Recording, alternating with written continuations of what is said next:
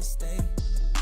Singing to your bitch like I was Drake, Don't just try to tell me you love me. Can't keep it real if you really don't trust me. Come with a real, you here been the front seat. Get my meals, I'm gunning for the money. Money in the bank, coming with a dank. Skrilling in a tank, rolling with the gang. You sitting out on the sideline tripping. I go to the hole with the rock like Pippin.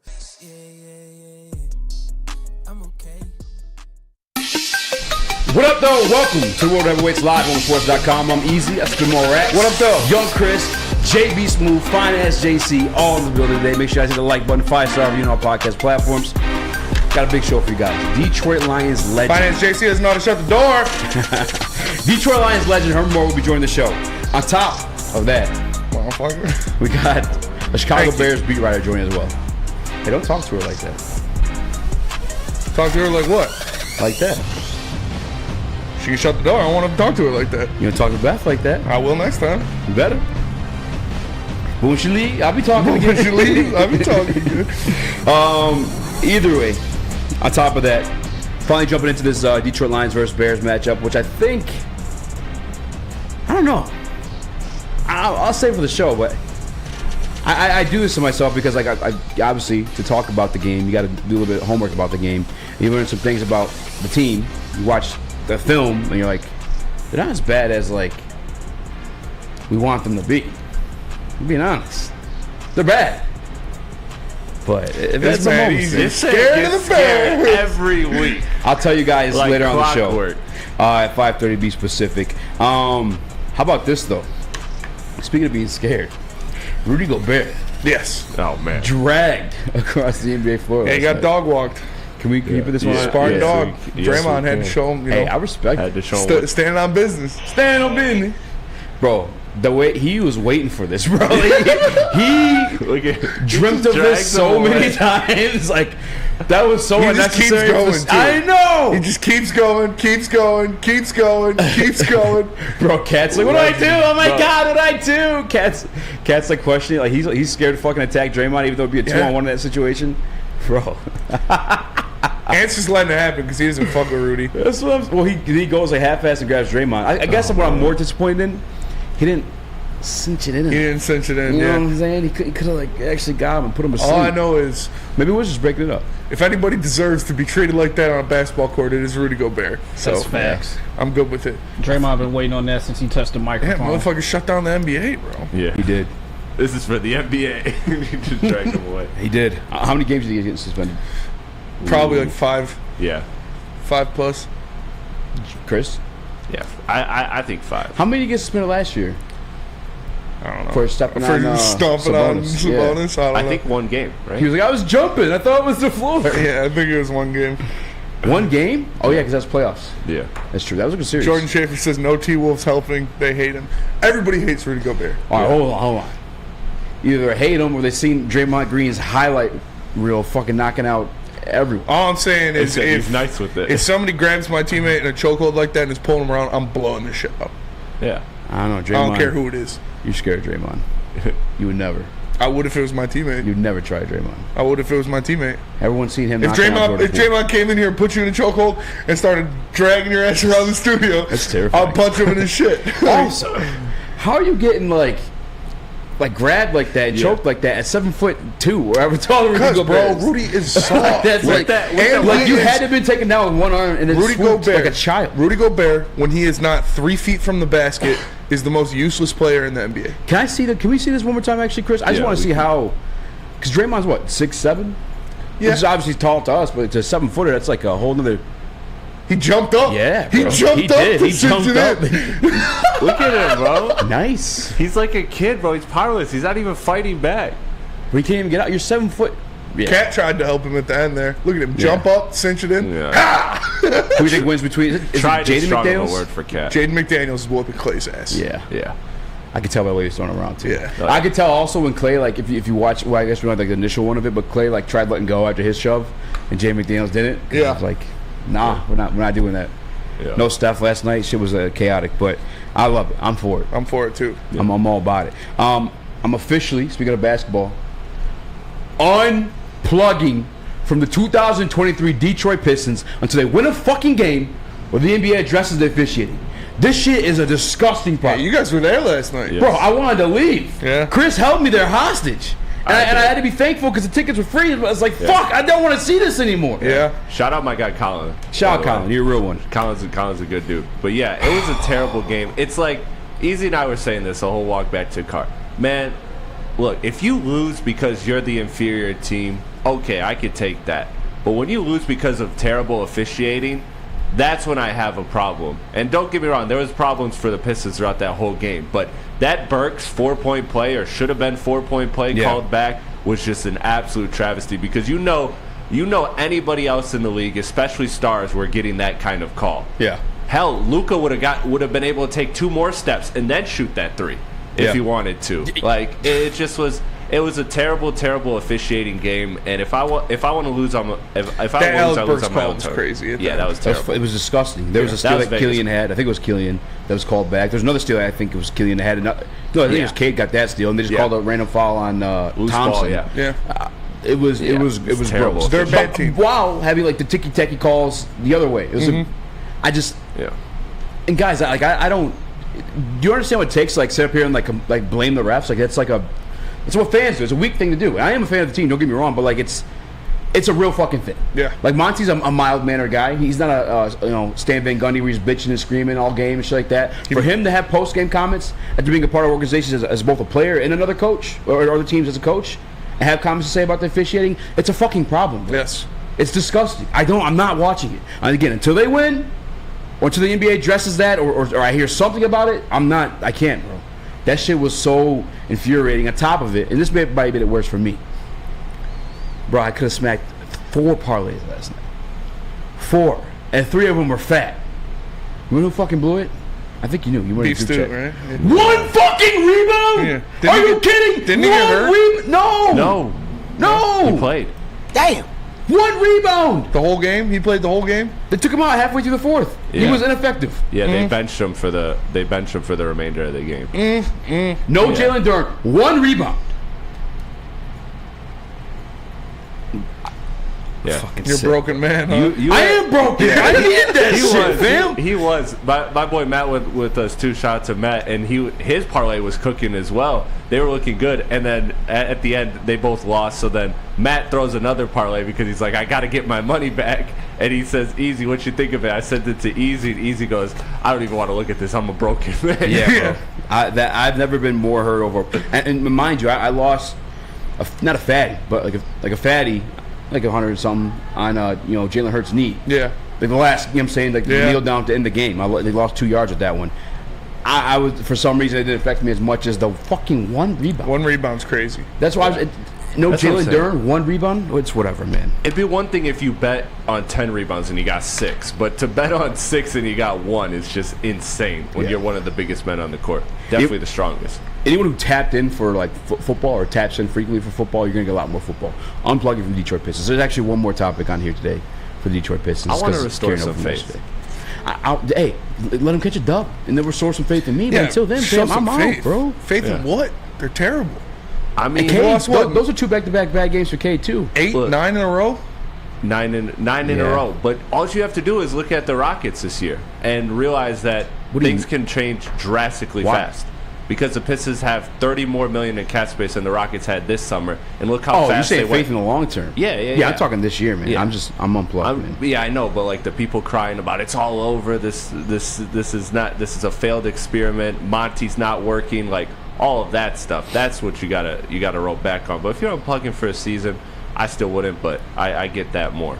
Yeah, works, I guess. I don't know. Justin Fields also making his debut for the Chicago Bears. That's part of the reason. I'm not nervous. I think Detroit Lions win for sure, but I think it's going to be a closer game than we expect. He's scared. Wait, so Justin Fields is playing? Yeah, Justin Fields playing this Sunday. Okay. I'm not scared of him like you are the Vikings, as I was told by Darren McCarty today. Yeah. Said you were big scared of the Vikings. You had the prep and everything. Yeah, put it in the prep and everything. They said they could see your teardrops still on the sheet. You got it in the prep right here. The Vikings? No, the Bears. Yeah, overlooking the Bears. Question mark. He says, are we assuming the Lions are going to lose to the Bears? No, that's not. That's what it says on the prep sheet. It's not the prep sheet. Easy put it on the prep sheet. Easily we know the Lions are going to lose this week. What should we do about it? And here's why. Yeah. Herman Moore will be joining the show at 5:15. This next segment, he's coming out with a blanket line, looks like. And it's pretty swaggy, too. I'm not going to lie. Pretty comfortable. But we do have all-time Detroit Lions great Herman Moore joining the show. On top of that, Spinny, is it fair? Oh, I forgot to put that one in there. The real reason for my Trevor Lawrence agenda. So, obviously, the parlay broke last night. Shout out to Beef Stew for helping that collapse. And I got to make some bread now. Yeah. So, I'm selling my Miguel Cabrera Triple Crown ball. Hit me up if you're interested. And I'm selling a Trevor Lawrence signed Clemson helmet. I forgot I even had that thing. Certificate of authenticity, too. Where'd you get that? I need him to be great. Bro, in quarantine, I used to do these random, like, raffles. Yeah. You pay, like, I don't know, I don't remember how it went. You pay, like, $200 and they'd raffle it between, like, everybody there. $200? Yeah. For a Trevor Lawrence helmet? That's the other worst part about it, too. There was options probably, right? No. It's like, it's called breaking the box, I think it was called. Oh, yeah. You wouldn't even know? No, wouldn't even know. Wait, you paid $200 for that? I think it was, yeah. You ain't getting $200 for that. Yeah, I was gonna say like the biggest one I've been in has probably been like $50. You done those box breaks? Yeah, I've done those box breaks before. That's how I got the majority of my helmets in my man cave. Well, you know what? I'm sorry. I think I paid $200 for like 4 straight draws, not like one draw, unless it's for like some Barry Sanders or like Ray Lewis type shit. They're fun, but I obviously get pricey if you don't win. Bro about to sell his soul for losing $100. Says 3-on-3 Kurt. Man, sick. Got to. I'm sick over it. Hand me down bad. Detroit Gabber says selling possessions to support your gambling habits, the downward spiral begins. It's not to support his gambling habits. It's No. to live. Recover. It's to live. Yeah, what was in my account's been in my account. But I was banking, I was hoping, because I've been cleaning up. My NBA bet's been hitting. You're in the chat. Yeah. Bing, bing, bing, bing, bing. In the past 2 nights, started Sunday. Sunday, I forgot. Well, Cade fucked me on Sunday. We had like 9 points or 11 points that game. Yeah. You ever see that reel? That Jason Tatum one? Yeah. Yeah. She's Jason like, Tatum already fucked me. yeah, she's like, you still gonna have to fuck me. Jason Tatum already fucked me. Cade broke my heart, that one. Yeah. And shout out to me for not betting on him last night, because the same thing, 9 points. 9 points is crazy. Moved the ball Killian well, though. numbers. He did. I will say that. What do you think? Oh, by the way, to Killian. What the fuck? Cade got a steal, and it was like a fast break. It was like Killian, Cade, and somebody else, Knox maybe. It was like 2-on-1, 3-on-1, or 3-on-2. Knox played great. Anakin Sky Ogre. Knox did play great. Anakin Sky Ogre, great name in the Woodward Sports chat, says, too young to gamble for sports memorabilias, but will buy if I can. See, there you go. How much you selling the Triple Crown ball for? So I looked it up online. I saw 400. So $600. Yeah. It could be yours. Honestly, for you do it, $1,200. when you sell shit online, you do have to start at $600, and you get some 40-year-old guy. He's like, all right, give me 20. Yeah. Put her there. It's fucking Rick from Pawn Stars. Yeah. I'll give you $10 or store credit. Yeah. But Best I could do. before you really interrupted me, we were talking about how fucking Killian was giving a wide open 3, and Chris was there. We felt the fucking Oh air of my the God. arena just leave. It was like, oh. It was bad, Spencer, because it was a 4-on-3. So they had basically any look they could have wanted. They could have manipulated the defense, got a layup, a dunk, a 3, whatever. Of all the options, Cade dishes it to Killian, and I just felt it in the arena. The whole arena just go, And he missed it? oh, and he clanked it. And the worst part was I watched his feet too. It wouldn't have even been a 3. His toes were over the line. It was just. I just saw our thumbnail. It makes him look way more crippled than old. I don't know about this thumbnail. He's at a retirement We home. might have to update this one.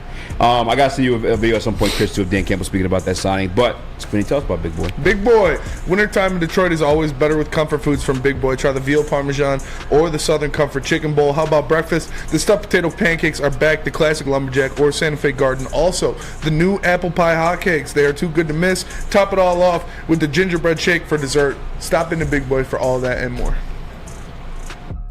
Calling all landscapers. This is Darren McCarty. I'm at Outdoor Equipment Co. How would you like to landscape like a legend? How about a bad boy zero turn? And even a chainsaw.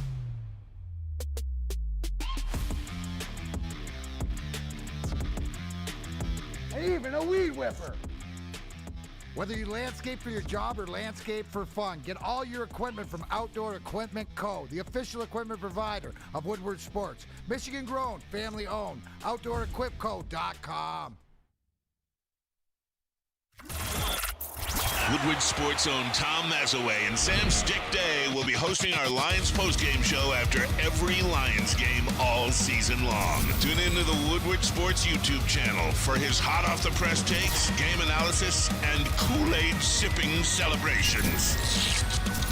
You won't want to miss it. Join Maz, Stick, and special guests each week immediately following every Lions game, exclusively on the WSN YouTube channel. Your home is your most important asset. Flexibility in the sales process is key. When you work with Mark White & Associates, you can cancel at any time, for any reason, without penalty. Speaking of flexibility, check this out. Who you work with matters. Hire the best broker in the game.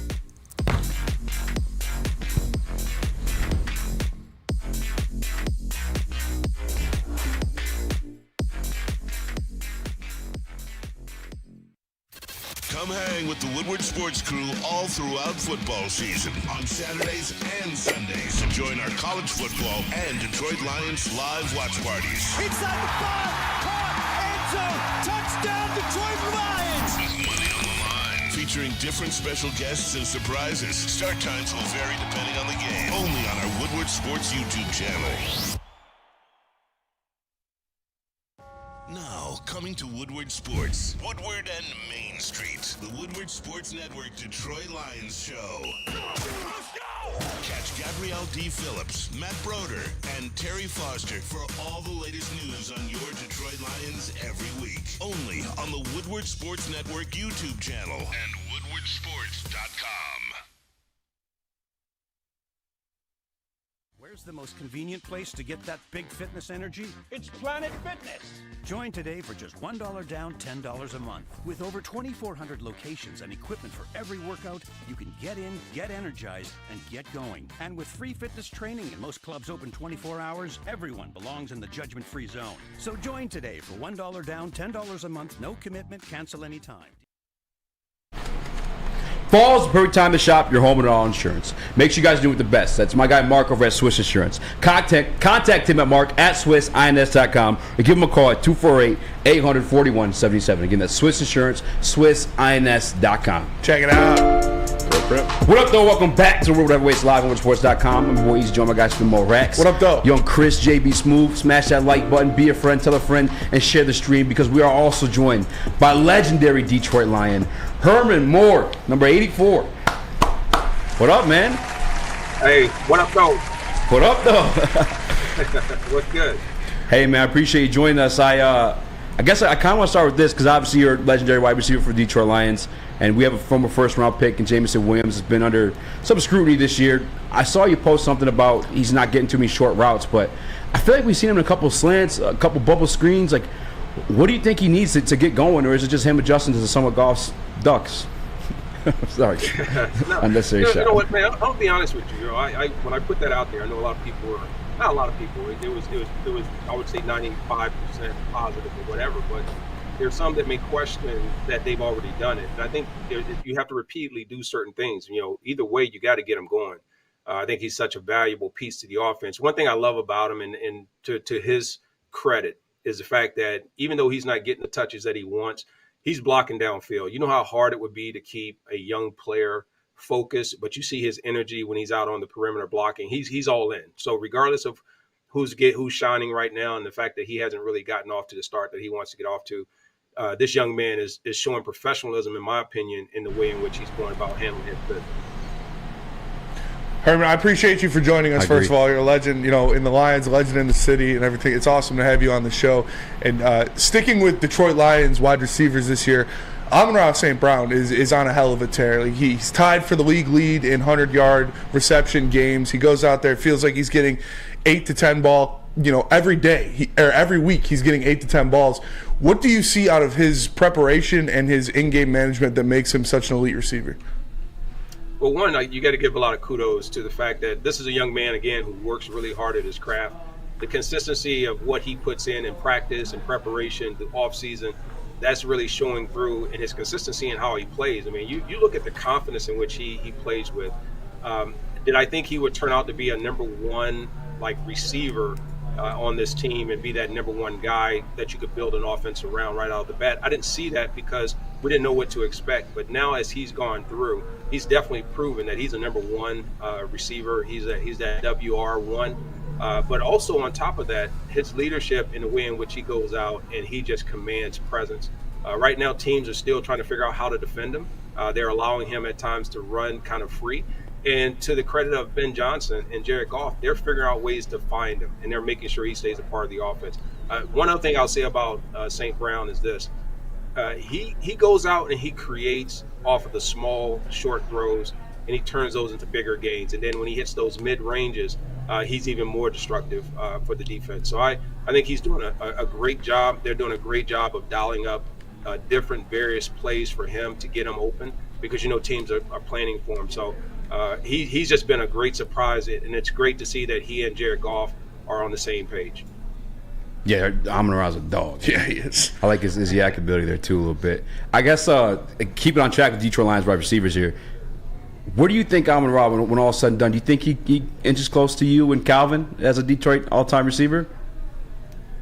I think there's still work to be done. Everybody's got their. I'm actually glad you asked that question because a lot of people will ask, and I'm not going to discount guys like Brett Behrman. I'm not going to discount guys like Johnny Morton and those that have put in long-term successful careers. They've been here and they've made some fantastic, meaningful plays for Detroit Lion organization and also for our team. So you never want to just say that you're going to grant someone after a couple years that they're on. I think he's on his path to being able to have great statistical seasons, to be one of those receivers that puts up amazing numbers year after year after year.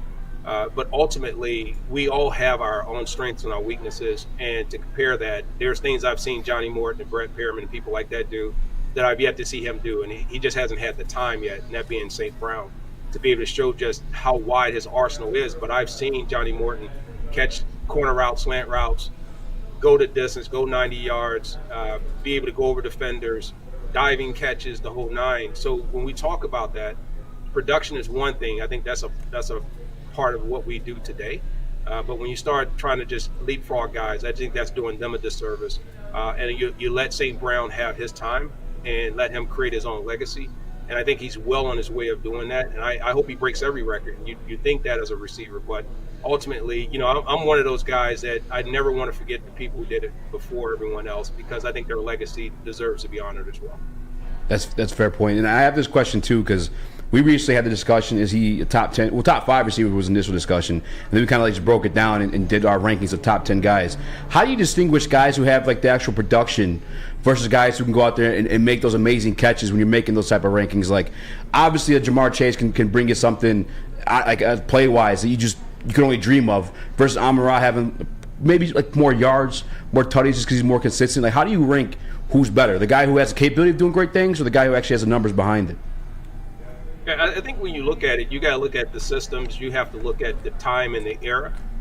There was, who are the defenders? Who are those All-Pro or Pro Bowl guys that get locked in one-on-one with that guy and chases them around week in and week out? How many teams are planning and their entire defenses are changing because of that person? Well, that's a game changer. That's a playmaker. That's a difference maker.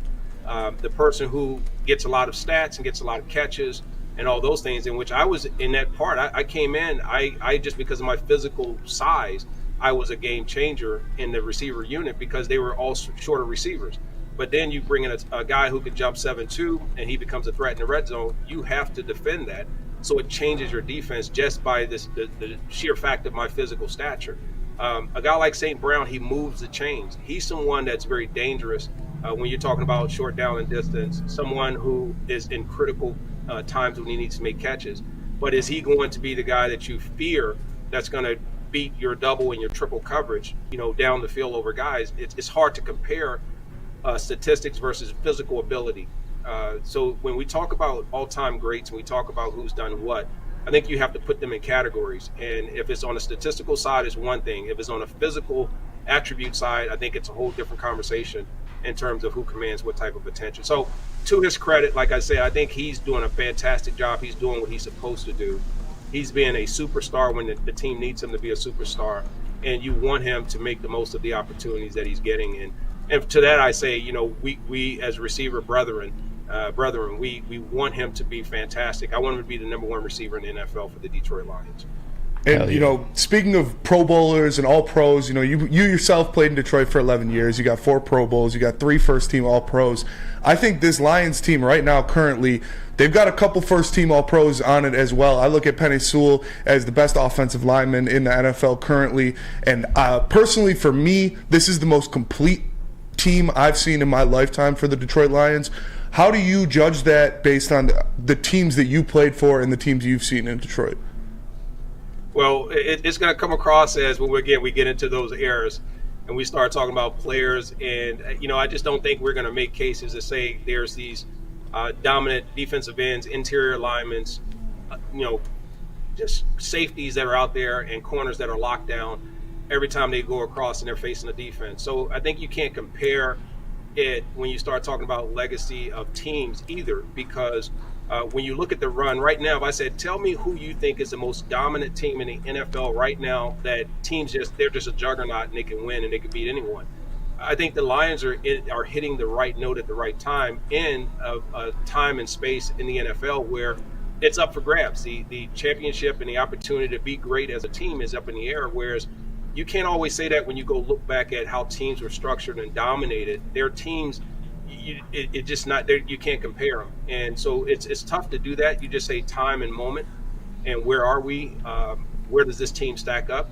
This is a very complete team. This is one of the most complete teams that I think the Lions have had in some time, that are competing all at the same time, and the opportunity for them to be great is there at the same time, simultaneously.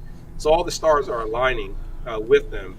And I think right now, given the way this team has come along, the coaching that Dan Campbell and his staff has put together, and the way in which they've kept this team together and really developed talent, is where you have to really put your stake in the ground and say, that's why this team is so good right now, is because they're solid all the way around in their culture, they're solid in their coaching, they're solid in their front office, they're solid in their fan base, they're solid in their schedule.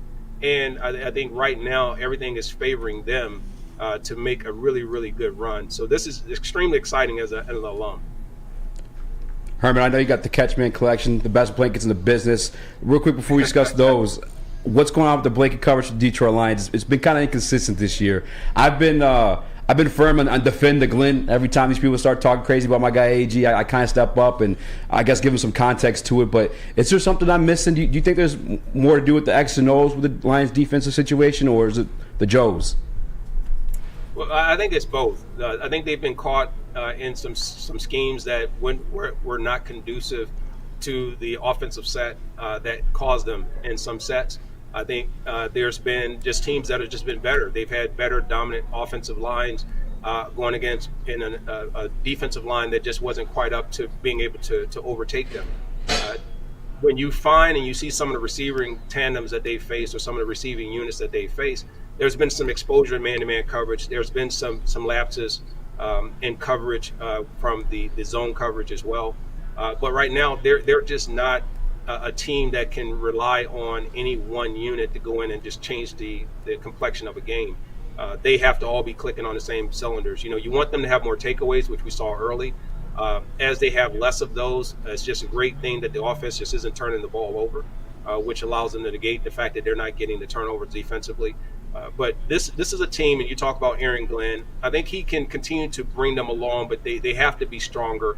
There's got to be more stops. They can't be where they are at the back of the pack and giving up points defensively, and also giving up as many yards as they're giving up in total yards. So this is a team that has room to get better. The offense is in the lower front part of the NFL top part in most categories, but right now they can't trade points for points and expect to come away with big wins, especially later when teams are going to get better later in the year.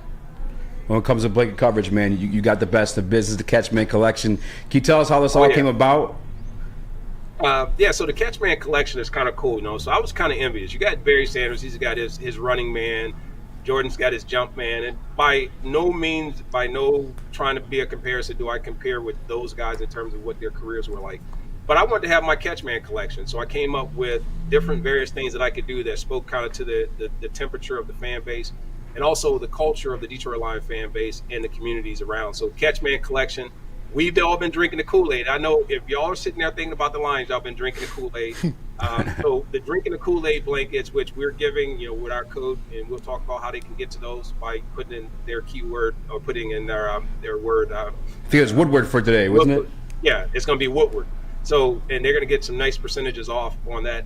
But with the drinking it since the 90s, I came in the 90s, but we got people who go always back to the 30s, the 40s, the 50s, the 60s, and so on and so forth, all the way up to the 2010, 2020s. So we want to start that as a culture to say, how long you've been drinking it. We're going to keep sipping on that scissor. We're going to keep drinking that Kool-Aid. But the Catchman collection is that. The Herman Low collection is that as well. And we want to make sure that we put those out. So appreciate the support and the love for that.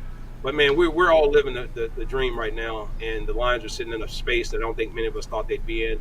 And it's kudos to people like all of you that are coming out, man, and continue to pump the vibe. And push it out there. Woodward Sports is doing their thing and making sure that we're all about our sports. So yeah, let's keep it going. Definitely, Herman. We appreciate you so much. Joining the show. Always amazing to have. Who wins your Lions or this? Oh, is it a blanket right there?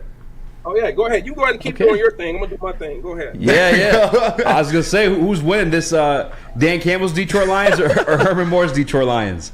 Yeah, there it is. It's Dan Campbell's Lions on the field, but it's Herman Moore's Detroit Lions Nation. Let's go, baby. Appreciate you, man. And we're going to keep doing our thing. So, hey, keep on drinking. Yes, sir. I don't know about that. There it is. I'm getting me one right now. Make sure you guys, I'll put the link in the Woodward Sports chat and also in the bio. We have the Herman Moore. You get the 20% off the blanket right there. Use promo code Woodward. I'm going to get that up there for you guys. And Herman, appreciate you again for joining us, brother. Thank you so much, Herman. I appreciate it. Hey, much love, man. I appreciate it. Thank you, man. Dude, that's awesome. Awesome to have a legend on. Always amazing. I got to get Lucas one of those. Got to get one of those blankets. No heat in the basement. Yeah, there. Lucas is dying in the basement. You got to get him one of those blankets. That's his Christmas gift. There you go. I'm gonna get that link in the chat and also in the description as well. But Smitty, can you tell us about Lady Jane's while I do that? I will tell you about Lady Jane's because you can come to Lady Jane's Haircuts for Men for an award-winning haircut experience and register to win a trip of your dreams and all expenses paid suite for the 2024 NCAA tournament. That's right, no expenses spared for you and 5 of your best buds. Lady Jane's Haircuts for Men, open 7 days a week. Walk in anytime. It's wicked awesome. Since the dawn of moving people, Chevrolet has led the way. The world of transportation is changing. At Feldman Chevrolet, we are leading the charge forward. With every electric vehicle, every mile traveled, one Feldman at a time. The company that puts more Chevys on Michigan roads is now the #1 name for Chevy electric vehicles. Now, coming to Woodward Sports, Woodward and Main Street, the Woodward Sports Network Detroit Lions show. Catch Gabrielle D. Phillips, Matt Broder, and Terry Foster for all the latest news on your Detroit Lions every week. Only on the Woodward Sports Network YouTube channel and woodwardsports.com. Where's the most convenient place to get that big fitness energy? It's Planet Fitness. Join today for just $1 down, $10 a month. With over 2,400 locations and equipment for every workout, you can get in, get energized, and get going. And with free fitness training and most clubs open 24 hours, everyone belongs in the judgment-free zone. So join today for $1 down, $10 a month, no commitment, cancel anytime. Out there, you. Feldman Auto. Michigan's #1 Chevy dealer in the state. Visit FeldmanAuto.com to find the closest location near you. There's 18 of them. And check out Woodward Sports. They're live in Novi every other Monday. It's Feldman Chevrolet of Novi. Feldman. What up, welcome back to World Heavyweights Live, WoodwardSports.com. I'm your boy Eazy, join my guys from Morax, Young Chris, JB Smooth. Hit that like button, be a friend, tell a friend, share the stream for the honorary legend, Detroit legend, Herman Moore. Shout out Herman Moore. Also, make sure you guys check out those Catchman Collection blankets. The link is in the chat, also in the description. Get them while you can. That link, that 20% off, is available up until tomorrow night, I believe, at 7 p.m. So get in there, use promo code Woodward, and get yourself one of those blankets. Yes, sir. Speaking of Detroit Lions, I didn't really, because I was getting the link and all that good stuff.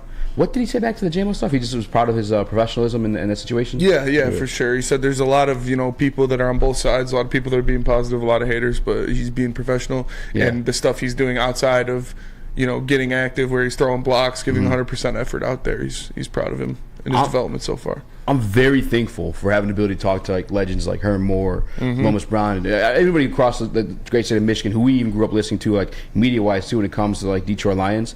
When you get a guy like that, I could talk to that guy forever. I also want to ask him like, what would be the advice you give to JMO? Yeah. Like, all that. I mean, I want to ask him about Ben Johnson, Jared Goff. We just had him for that 15 minutes. We're so blessed to have him for that 15 minutes. Make sure you guys check out those blankets. But speaking of blankets, we've been all over the Chicago Bears fans talking that shit. So you guys are talking about Justin Fields winning MVP. You're out of your fucking minds. You guys end up with the number 1 overall pick. You're going to either way because the Panthers suck as well. But division game, Spinny. Things get a little freaky, a little weird. And I don't know if this is the one, but I think in some ways Detroit Lions fans may be overlooking the Bears a bit.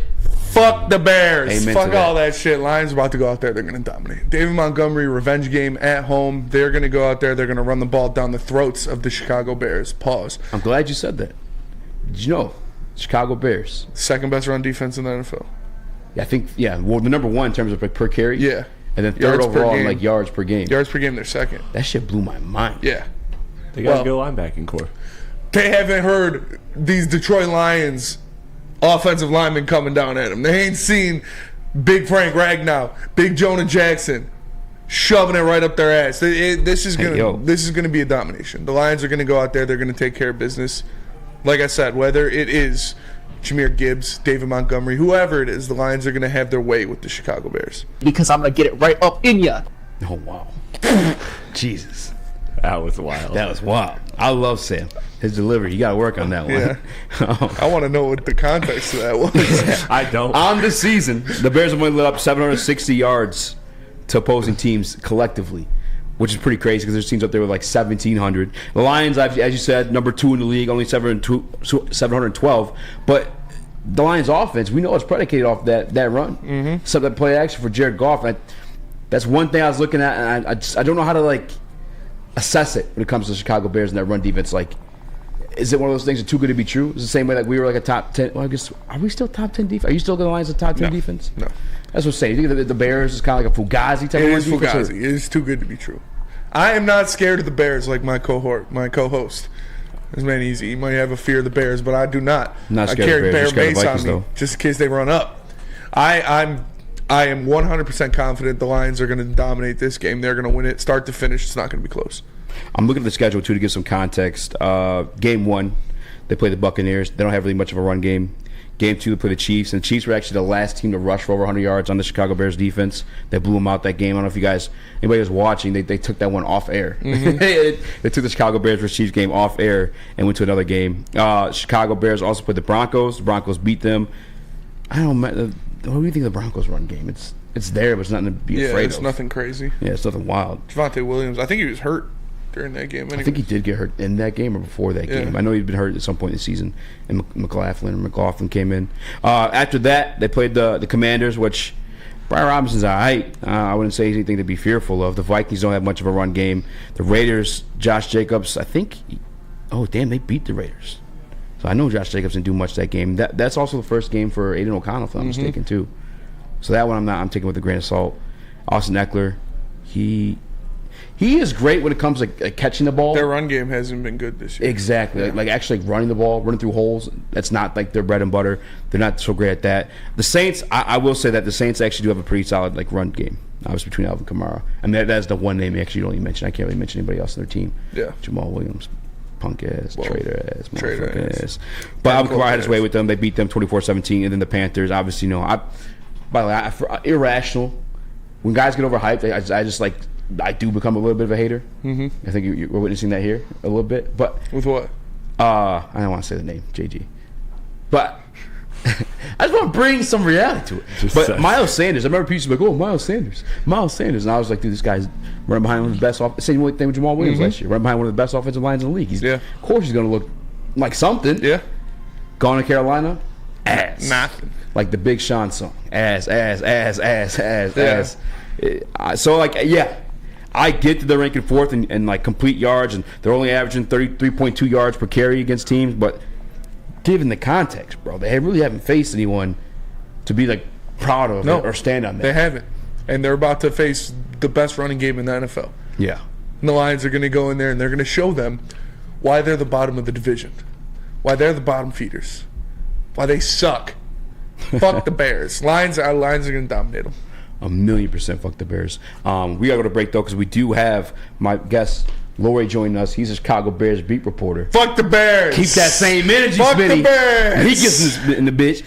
Hit that like button, guys. Let me tell you about Fairway Pack Company, because for over 60 years, Fairway Pack Company has been providing Michigan's finest hotels, restaurants, and casinos with the finest dry-aged beef, Wagyu beef, and more. Visit them at fairwaypacking.com or visit them for grab-and-go steaks at Grosse Pointe Woods. Gabby is a college student struggling to study for her big exam. Then she discovered Syntron, a healthy way for her to stay awake and focus. Jennifer frequently has chaotic days like this until she gets online, orders some Syntron, and finds her groove. April visited her local grocery store, purchased a case of Syntron, and entered to win the Syntron 100K Vegas giveaway. Pick up your case of Syntron today at any Meijer location or visit drinksyntron.com/Vegas and enter for the 100K Vegas giveaway.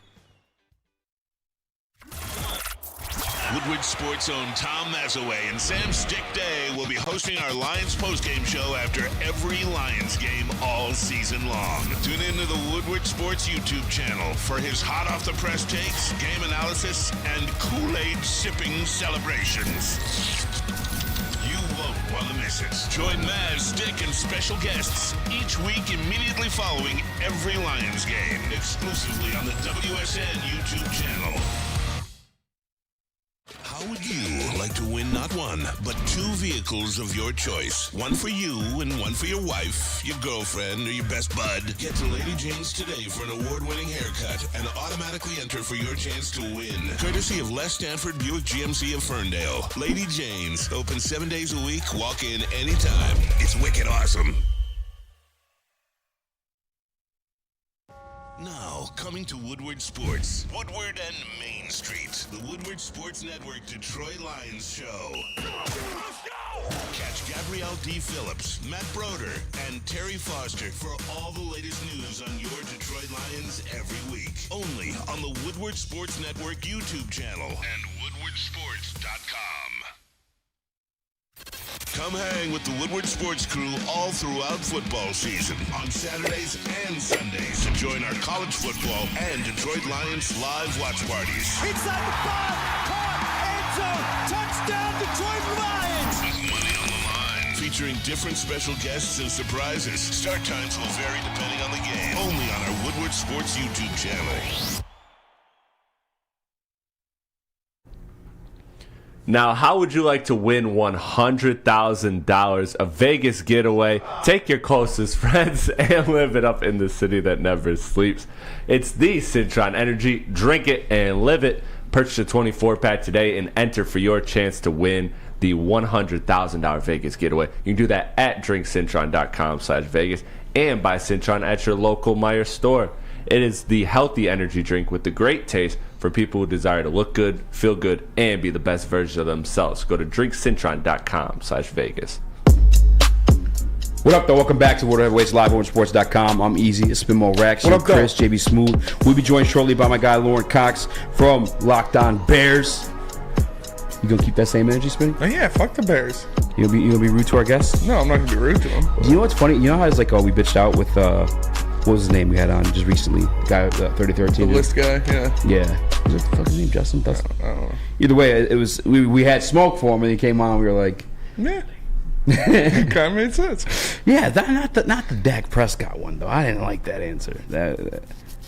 Although Dak Prescott, of course, goes on to have another big game, but it's against the Giants. Yeah, bro. It's like you're gonna look great. Same way the Bears are looking good with their number 1 overall run defense when it comes to yards per carry. But either way, we have somebody who's been monitoring the Bears a lot more closer than we have. We just hate on them. I got Lauren Cox from Locked On Bears joining us.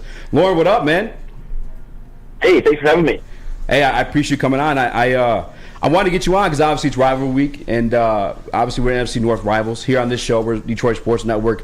Me personally, I don't know if I can speak for you too. I hate the Bears. I hate the Packers more than the Bears, but I do hate the Bears. I hate the Bears. But first and foremost, Lauren, are you a Bears fan or you just report on them? You know, it's one of those things where as a kid I was a Bears fan, but once you become a reporter for long enough, I don't know, you kind of, and plus when they're bad for long enough, you kind of lose the emotional attachment. So I don't really consider myself a Bears fan anymore, but I still want to see entertaining football every week. Yes. Who's your least favorite NFC North rival?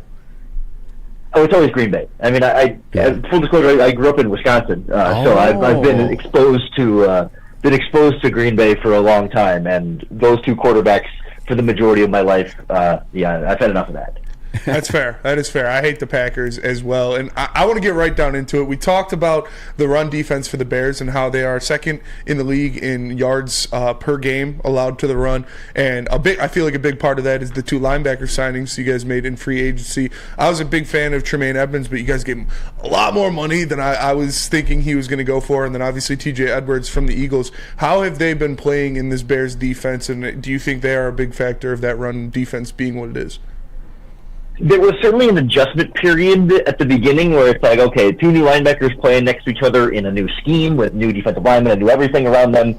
And I think at first, there was just sort of those, I don't know if it's purely communication issues, but just kind of like, all right, like, I think he's supposed to go there, but he ends up going there, and it wasn't that we needed to communicate, so we needed to, like, non-verbally both know for sure where the other person was going to be, and it was a little bit slow at the get-go. But, yeah, after a few weeks of the season, they really settled in, and I think the defensive line in front of them has slowly settled in. They've gotten a little bit more stout in the running game, and obviously they haven't been able to rush the passer all season. But it's been definitely a collective front seven effort. I mean, the defensive line, especially the interior there, has done a really good job of keeping Edmonds and Edwards and Jack Sanborn, the third linebacker, pretty darn clean to be able to really attack downhill and get after ball carriers. It's just the passing game has been where the troubles come. Is it one of those run defenses, though, where like you kind of like have faith in it week to week? Or because we kind of went over like the teams the Bears had faced like leading into the Detroit Lions matchup, and obviously Detroit Lions, their run the game offensively is phenomenal. Do you have faith in that run defense going up against the Detroit Lions rushing attack? It's one of those things where it's like I've had the faith in them all season, and it's felt like one of those things that has been one of the few reliable, consistent things on this defense and on this team, really. But it's like the more you look into it too, though, like they haven't really faced a really good running team in a while. Like you have to give them credit for actually doing it as consistently as they have, even if they've played, not elite rushing teams. Like it's still hard to hold teams to 30, 40, and 50 rushing yards in some of these games. Like that does take a certain level of skill. But I do think the Lions are going to test this run defense in a way that they haven't been tested yet up to this point this season. So I have some confidence, but not. Like I don't think the Bears' run defense is going to shut them down the way they shut down most of the running games this year. But I also think they'll be good enough to keep the Lions' running game from totally running all over them, and they'll end up somewhere in the middle. And what's your confidence in Justin Fields making his return? Obviously, this week he's been out for a couple weeks. Tyler Bagnett, or however you pronounce his last name, has been playing for you guys in his stead. But Justin Fields is healthy. He's ready to go. How do you think he's going to come back after that hand injury? It's hard because the backup Tyson Bagent played pretty well for 4 games, but played against 4 not great defenses, or at least 3 not great defenses, and then the New Orleans Saints, and he struggled in that Saints game. And Justin has to come back with the Lions. Like I know the Lions defense has struggled on and off this season, and is coming off of a struggling performance against the Chargers, but like they're still a pretty solid defense here, and if their offense gets well, it's going to put Justin Fields in a difficult spot here. So like I have some confidence in Fields, but I don't have as much confidence in this matchup, especially with the rust that Fields is going to have here, having not played for 4.5 games and trying to retrust the grip strength in his thumb has kind of been the whole process of being able to really grip that ball. He's had trouble this season with really being decisive enough as a passer, where he reads his progressions with a decent speed, but like he'll look at an open receiver and pass on it and go to the next thing because he's always like a half second late deciding on when to pull that trigger and not, and then to be able to like have to trust your grip and to be able to fire that in there with perfect timing while your thumb is still maybe not 100%. Like I just have some concerns about how that's going to go right away in a tough matchup, and they're shifting around his offensive line, which never helps the quarterback. But they're shifting around because they got healthier, but it's still going to be new guys in new positions. What is the feel for Justin Fields for Chicago Bears fan base? Because obviously you guys are in a position to get the number 1 overall pick, whether it's by the Bears sucking all year, or through the Carolina Panthers. Like, is there some talks creeping in about Caleb Williams? And obviously, if you guys get the number 2 overall pick, I'm assuming you guys are taking Marcin Harrison, or at least hoping for it.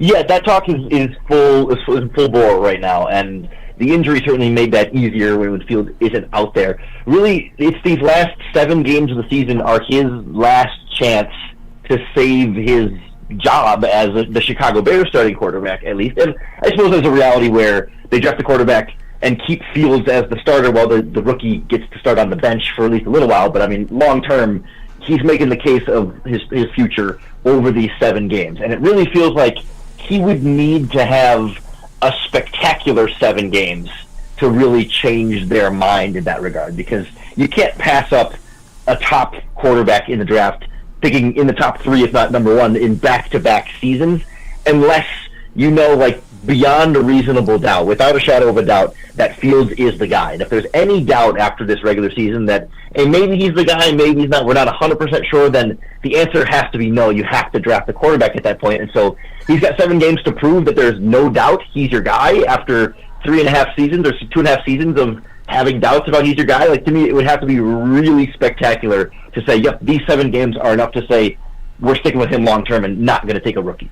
What's the feel with GM Ryan Poles? I know here in Detroit, we've been kind of patient with our guy Brad Holmes, knowing he had to do it through like the draft process. But you guys, with the amount of cap space you had, he's been splashing money all over the place. How are you feel with his process in building that Chicago Bears team? He's one of the hardest ones to pin down here, because the pretty unanimous feeling is like the coaching staff is not good. And maybe they're getting better, because coaching staffs can improve over time, but coaching staff has been not good. And so when you've got questions about your offensive coordinator through a lot of this process, questions about the defensive scheme, then when player decisions start to not work out, you have to ask yourself, okay, is the player bad? Was this a bad personnel decision? Or is the coaching staff not utilizing this guy properly, or not coaching this guy properly, or not getting as much out of this guy as we've seen other teams get out of this player, or that he could get out of this player with a better coaching staff? And so, I mean, at the end of the day, Ryan Poles picked the coaching staff, so he bears some responsibility there. But from like a team management standpoint, he's done in very early returns decently in the NFL draft. Jury's still out on 2 years of draft classes there. And then like in free agency, we've had 10 games of his big free agent class, but no GM does great in free agency. You just try and avoid disasters, and for the most part, seems like free agency wise, they avoid disasters. It's just that the Chase Claypool trade has been the big disaster among other mistakes along the way. And so it's like, do you trust this guy to pick your next head coach and your next quarterback, or would you rather kind of have a total clean slate, new GM picks new head coach, picks new quarterback? Yeah, and how do you feel about the timing of the Montez Sweat deal? Obviously, they needed, to get pass rush. She said they haven't been able to get to the pass rush all year. They make the trade to get Montez Sweat, one of the premier pass rushers on the market, and pay him a big deal with a lot of guaranteed money after just paying, like I said, Tremaine Edmonds a big deal with a lot of guaranteed money, where it still feels like this team is a couple steps away from being an actual contender, but is handing out contracts like that already. How do you feel about that result? To me, the Montez Sweat trade was kind of a necessary evil in the team-building process, where Montez Sweat is a player that was never going to hit free agency. The Bears didn't trade for him. Someone else would have. The Falcons, in particular, were hot on him and negotiating with the Commanders for that deal. Or it's possible the Commanders could have just kept him and used the franchise tag on him, but he's not going to just hit open market free agency. Players that consistent, he might not have the peaks of an elite pass rusher, but a consistent player over the course of his career, stays healthy, stays out of trouble, gets good production in all aspects of the game. Those types of players don't hit free agency. And so if you want to acquire players of that level of talent, you have to both trade for and extend them, and it costs more to get players that are of that caliber. And so I would rather have my GM spend my salary cap space on players like that I know have a certain level of consistency, compared to guys who hit free agency, where, again, like, you never really see GMs hit home runs with big free agent contracts consistently. It's trying to avoid disasters, and so I'd rather spend the money on a guy like Sweat than take whatever leftovers make it to free agency and still have to spend a lot of money on a guy that I trust a lot less than Sweat. Flip it to the other side of the ball here. What's your confidence in your offensive line? You talk about it all coming down to the pass game, and the Detroit Lions pass rush has been inconsistent throughout this season. What's your faith in your offensive line? Do you have a lot of confidence, or are they still, just blocking each other on the offensive line? They had been playing well over the last couple of weeks, and of course, they're playing better, I would say, over the last couple of weeks. And in part because they had a consistent lineup for 3 or 4 games in a row, which was something we hadn't seen. They had a lot of injuries in that group to start the year, and had rotating in different left tackle, different guard and center combinations, and it had been kind of a game of musical chairs up front, and they finally settled into a group, and they were playing better. And now your right guard, your previously injured right guard Nate Davis is back from injury, so he's going to plug back in at right guard. So then you move your current right guard Tevin Jenkins back to left guard where he started the season, and then they're benching their other left guard Cody Whitehair, and they're going to start Lucas Patrick at center. So they're still moving some guys around, and that worries me. But the relationship in Chicago is more about with quarterback and O-line than anything. That Tyson Bagent was getting rid of the ball a little bit more quickly and more willing to take the check down, whereas Fields is a guy that has held on to the ball too long. And I think the quarterbacks directly influence how we felt about these offensive lines. So to me, it's less about how well the personnel and the Bears O-line are going to block in this game, and it's more about how quickly is Justin Fields going to get rid of the ball? How well is he going to make smart decisions in terms of staying in the pocket, leaving the pocket, and extending plays when he should, and not overextending plays and creating more of a mess for himself and taking unnecessary sacks and other risks that make his offensive line look a little bit worse. Lauren, we appreciate you for joining us. Obviously, it's this rivalry week, so we needed to get some Bears insight on there. And before we let you go, shout out to people to where they can get more of your coverage on the Bears if they want to tune in before we play them this Sunday. Yeah, I appreciate you having me on, and I've always had a small soft spot in my heart for Lions fans and the team, and I'm glad with an unhappy grin that you guys are having success this season. That you deserve to be put up with a lot of crap for a lot of time. Just don't keep this up for too long. The Bears are taking their lumps right now, but they gotta come back here soon. But no, I appreciate you having me on. You can follow me on Twitter or X at Cox Sports One. I always say it's like Fox Sports One, but with a C. And then you can hear me 5 days a week on the Locked On Bears podcast on YouTube or wherever you listen to podcasts. Lauren, real quick before I let you go, what do you expect this game to look like on Sunday? It's as far as like a final score? Yeah, final score, and I guess final score, I guess, and just like who you think's winning and who's doing well. Yeah, I mean, I don't think there's too many realities where the Bears pull off any kind of upset here. It's just a matter of how close they can try and keep it. It would take some really dynamic Justin Fields playmaking, and we've seen him have a couple big runs against the Lions in the past, but he's not passed well against Detroit in his career. So I think it would take a lot of help from the Lions really beating themselves and giving the Bears some extra lumps to help them along the way. But I've been saying like 31-17, where Bears get a little bit something going, but never really threatening to win the game, but not completely rolling over and getting blown out either. Appreciate you, Lauren. Appreciate you, Lauren. Thanks again.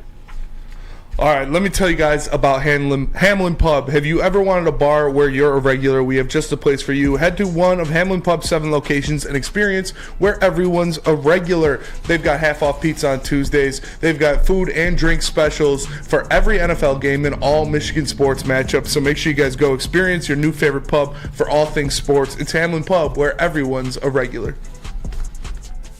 Join Woodward Sports' own Jeff Iafrate along with special WSN guests for the most anticipated Lions season in decades. Filled with different surprises and expert analysis. You're not going to want to miss out. Go to our Woodward Sports YouTube channel on Sundays and tune in live from 9:30 to 11:30 a.m. At work and at home, we're there with smarter security solutions. Featuring complete automation with customized alerts and more. For over 90 years, we've been the company that's been counted on to protect what matters most, all with personalized service and care. Right now, for a limited time, receive a free video device plus free installation with a new home system. Guardian Alarm. We protect Michigan. Brace yourselves, Detroit. As the sun begins to set, 2 of Woodward Sports' brightest young stars will be taking the mic for a brand new show. Woodward Nights with Spooner and Broder. The dog days in Detroit are over, and the boys are unleashed. Join in on the banter and hop on the bandwagon of the #1 night show on the internet. Tune into the Woodward Sports YouTube channel every weeknight from 8 to 10 p.m. Woodward Nights with Spooner and Broder. BullseyeEventGroup.com is where you guys need to go to get your tickets to come party with the heavyweights and the rest of Woodward Sports crew. Pre-gaming for the Detroit Lions beat down the Chicago Bears this week and every other home game. That's BullseyeEventGroup.com. There's free food, free drinks, and a free, what do they call it? I forgot the word for it. Where they drive you to the game, free shuttle to take your drunk asses there. Or DM Lions VIP to Woodward Sports IG for the possibility of getting those tickets for free. What up, and welcome back to Woodward Heavyweights live at WoodwardSports.com. I'm Eazy, Spin My Racks, Young Chris, JB Schmoove. You guys are ruthless in the comment section, as always. But shout out to Lauren for tapping in. Shout out to Herm Moore for tapping in. We had some pretty good guests today. Make sure you guys hit the like button. Appreciate you guys tapping in with us as well. But I had a video that I did not send to Chris, so I'm going to hold off on that topic. I'll get that one to you during the next commercial break. I guess I feel a little bit more confident in this matchup now, Spinny, after listening to Lauren. I figured there was a guy to, like, draw or paint a picture of the Chicago Bears having some success in this one. It would have been the Bears reporter we had on, but even he's not so confident. Yeah, the Bears aren't a good team. The Lions are going to go out there and they're going to do what they do, what they've done all year, which is beat up on bad teams. I'm 1,000% confident they're going to win this game by multiple scores. Yeah, I'm obviously Detroit Lions are the favorite in this team by 10 points, which, I mean, in betting terms, JB, that's how often do you see a -10 out there? Not a lot, actually. So, I mean, besides, like, college football. But other than that, yeah, in the NFL, it's kind of hard to see a -10. I guess, like, all that, like, I would say to like, I can't even. I mean, obviously, Justin Fields can make big plays. I just don't see him, like, winning the game. Let's be real about it. Looking back even last year, the last home game for the Detroit Lions, or I think it was the second to last, where the Chicago Bears came here. They made some big plays, but we whooped their fucking ass at the end of the day. Like, Justin Fields had his day. If you had him in fantasy, he's always going to give you those big scampers and a couple good touchdowns. But at the end of the day, Detroit Lions demolishing them. I kind of see it that same way. The only way I could ever see him breaking the mold is if he's having a day. Yeah. Which we know mobile quarterbacks, they have days against us. For sure. But going off of last week and having like that 5 touchdowns put up on you by the Chargers, I feel like AG and his defense coming back in. home, defensive matchup or division matchup. Yeah, they're going to be locked in. And shout out to Deshaun Watson in the Woodward Sports chat. Crazy Clown says, "Does Eazy or Spencer know where I can get a rub and tug in Detroit?" So he's out there, and bro, Juices goes, "That shit's so funny." What? We are Cox Sports. Yeah. We are Chicago. Yeah. I know. I don't want to read it because I don't know if our guy Lauren's still listening, but that was pretty fucking funny. That's funny. Yeah, I guess like at some point I was reading into like the rankings in terms of like yards per carry and like yards in the season, talking about the Bears defense here. But then again, given the context, especially it's not just like one guy we're basing our run offense on. Mm-hmm. It's Jameer and David now. Yes, and Jameer's like got the two-headed monster, and like I said, those guys can do anything, and they complement each other very well. So this Bears team is going to be in for a rude awakening if they think they're going to be in there and stopping the run. Like, it's not going to go well for them. By the way, too, you want to think of them, even if they're like a golf hater or a golf truther, the Bears lit up, I want to say it's like the second most passing yards in the league. I think also like up there, too, like let up the touchdowns as well. Like, Detroit Lions offense should have a field day. If anything, the only thing you can expect to stutter or like stamper a little bit is maybe the run game. But again, that's our fucking bread and butter. I don't expect the run game to be anything. We just went up against the 6th best run defense in the NFL, and ran the fuck all over them. That's true. So I expect them to do the same exact thing against the Chicago Bears. Do you expect Matt Eberflus or Ryan Poles to survive this season? Do you think they'll give? Eberflus is gone for sure. Yeah, I think Ryan Poles will make it, but Eberflus is dead. I think so. Dead man walking. I guess I wouldn't be surprised if he's still there going into next year, but also like I thought it was just a dumb, stupid, Broussarded hire in the first place to grab a defensive coordinator as your head coach when you drafted a rookie quarterback. By all means, why wouldn't you have signed an offensive head coach to develop your franchise piece here? It's also kind of crazy too that Justin Fields' experiment might be over as soon as next year. That's how bad they've been. Very well could. Even though he's still showing you flashes. Who was it in the chat? David Garcia, I think it's spelled Gatia. I'm pretty sure it's not. There's no R in it, all right? Gattaca. There's no R in it. Oh. Gattaca. David Gattaca says Sewell versus his brother and St. Brown versus his brother. You got two brothers that want to win the game. You got the Montgomery revenge game. Like, there's a lot of storylines going into this. Yeah. But, I mean, all due respect to... I thought it was Garcia, but there's no R. What was the name? What was the Squirt Squad? Squirt Squad. Shout out Squirt Squad. Shout out to the Squirt Squad. Yeah, but is Noah Sewell even like seeing the field? Probably not. Like all due respect, Panay. I guarantee he's a beast of a human. Still want to beat your brother. Yeah, for sure. Also, I'm around St. Brown EQ. We got that one going up. They're talking. Yeah, they put up a podcast out today. They had Jameer Gibbs on. Getting spicy. Yeah. With Amon Ra's always like talking shit to his brother. Yeah. But this is the first time he was talking shit back. He's even going at Jameer a little bit. I don't know if it's because he's a rookie or because it's like that week or what it is. But usually EQ is like the mild mannered one. He told Jameer he had a big head and everything. Not a big head like egotistically. Like he literally has a big head? Yeah, he's like because he had that Spider-Man poster behind him or some shit like that. Detroit Lions winning. I'd love to like dive into this one and give you guys like the only way, again, it's going to be anything entertaining and interesting is if Justin Fields is having a day. And again, I think the Detroit Lions defense is going to be locked in after the criticisms this week. You guys obviously want to fire all weekend on social media and in the live sports chat. I'm sure they see that stuff. I don't know if they do or not, but... And I'm not worried about no goddamn Montez Sweat. Penny Sewell's going to have his ass in a bread box. Exactly. We just got them with freaking Joey Bosa. Joey Bosa and Khalil Mack. Like, Montez Sweat's going to be begging for help when he got Penny Sewell's big ass throwing him around. Help me! Plus, I got to be honest. Maybe it's a little bit... I don't watch every single Washington Commanders game. But obviously when we're shopping for guys as fans during the trade deadline, I know he was named out there, but it never really moved the needle for me. Yeah. I don't even know if he's worth the contract he got. I mean, he may be, but I don't think we'll see that against the Detroit Lions at least. And obviously it helps a lot when you got Chase Young on the other side of you. Mm-hmm. No Chase Young over there in Chicago. Yeah. I did want to ask him about Javonta. Who's the guy from Florida? I want him at defensive Javonta tackle. Davis? Yeah. I think that's a boxer. That's the little guy, isn't it? Oh, yeah. Yeah. I'm pretty sure it's... Smith, is it? Chicago Bears draft class, Javon Dexter. Dexter, yeah. Second round pick, number 53. I'm very curious as to like how his season was going. Mm-hmm. Probably should have kept him on a little bit longer, but I know he had to get to like another interview at 6. But I mean, guys, I can't really.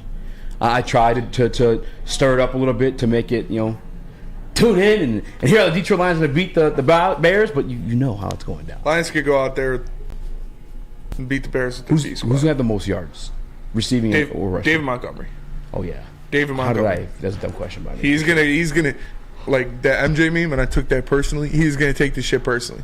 Remember the freaking you thought you could replace me? Social media video they had? They're picking the Lions opponents, saying who you're most excited for.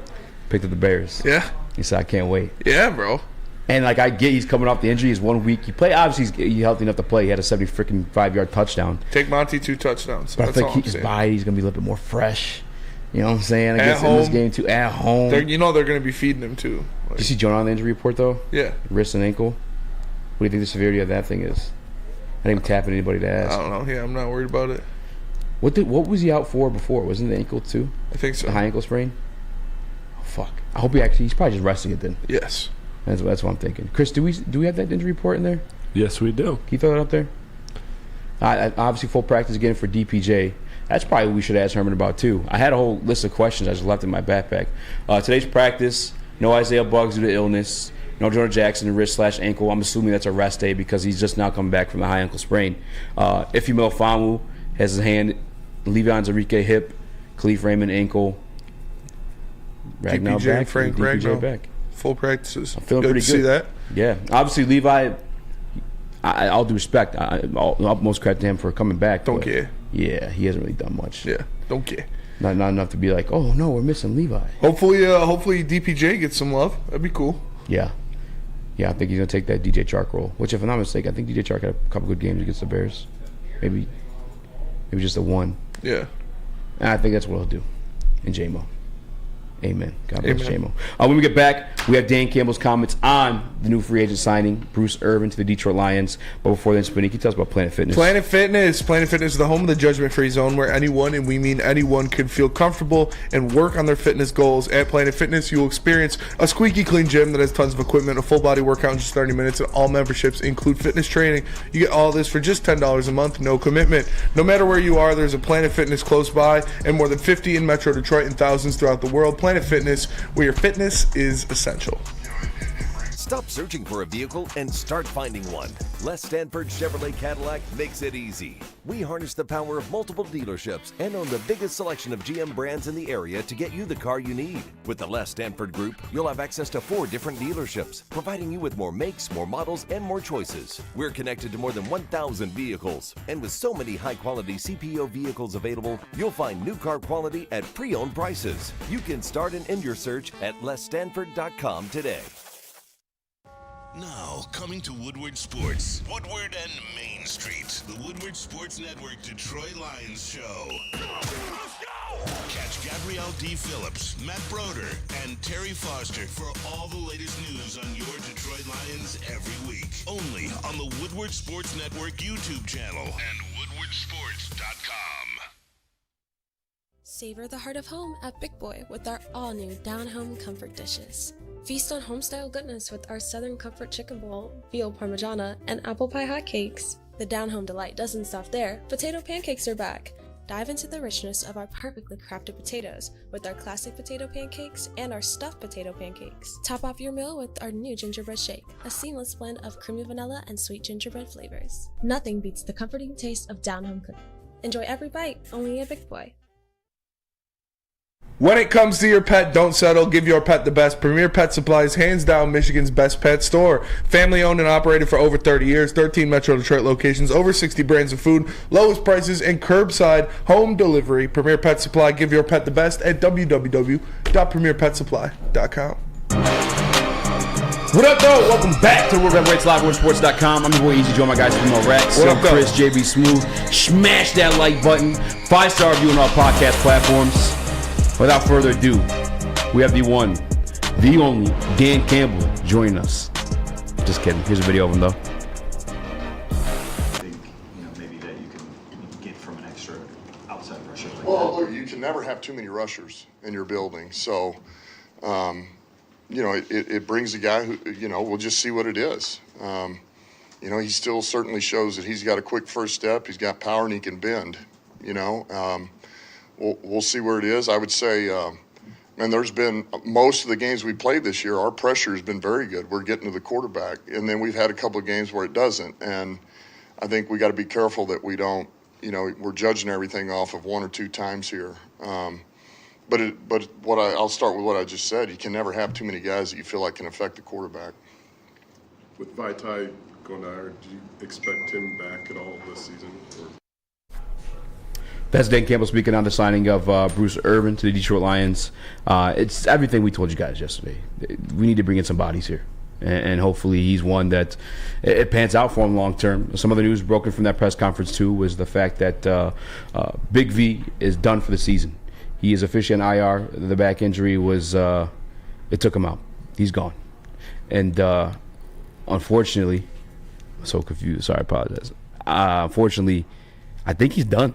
I don't know if we're going to see Big V back in a Detroit Lions uniform. And I don't know if it's necessary. And obviously, I wish him the best. It is what it is type of situation. But it's just unfortunate. I know he's taking a little bit of a cap space, too. I feel like it's something that we should have had an idea of heading into the season. But I'm not here to bash Brad Holmes or Dan Campbell for giving him another chance because I know they're passionate about the players they bring in. And they're no longer rookies in the sense of like running an organization, both as head coach and GM, but they were there for their first trial at it. You know what I'm saying? Big V was a piece of that, so I understand why they gave him a chance at that. And Big V has a relationship with Penei Sewell as well, so I think that's why we kind of they were banking on him to make it back at some point. But he is that back injury, it'll do you in, especially if you have an offensive lineman. You're going against 300-pounders every single snap, and it's not just like regular 300-pound, 6'4" guys. They're the beast amongst men. I'm talking about the Myles Garrett's of the world. Not every player is a Myles Garrett, but that's the caliber of guy you see at the NFL level, play in, play out. So it's unfortunate to hear with Big V on the IR for the rest of the season. And I'm assuming that his career is essentially probably just going to be over.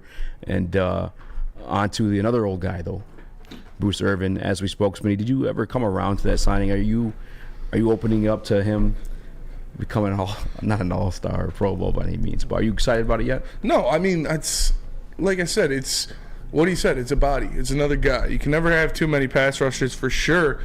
You can never have too many guys in there that are able to get to the quarterback, but like I don't expect him to be this big difference maker. I don't expect him to be an X factor that'll go out there and make a ton of things happen. But we'll see what happens.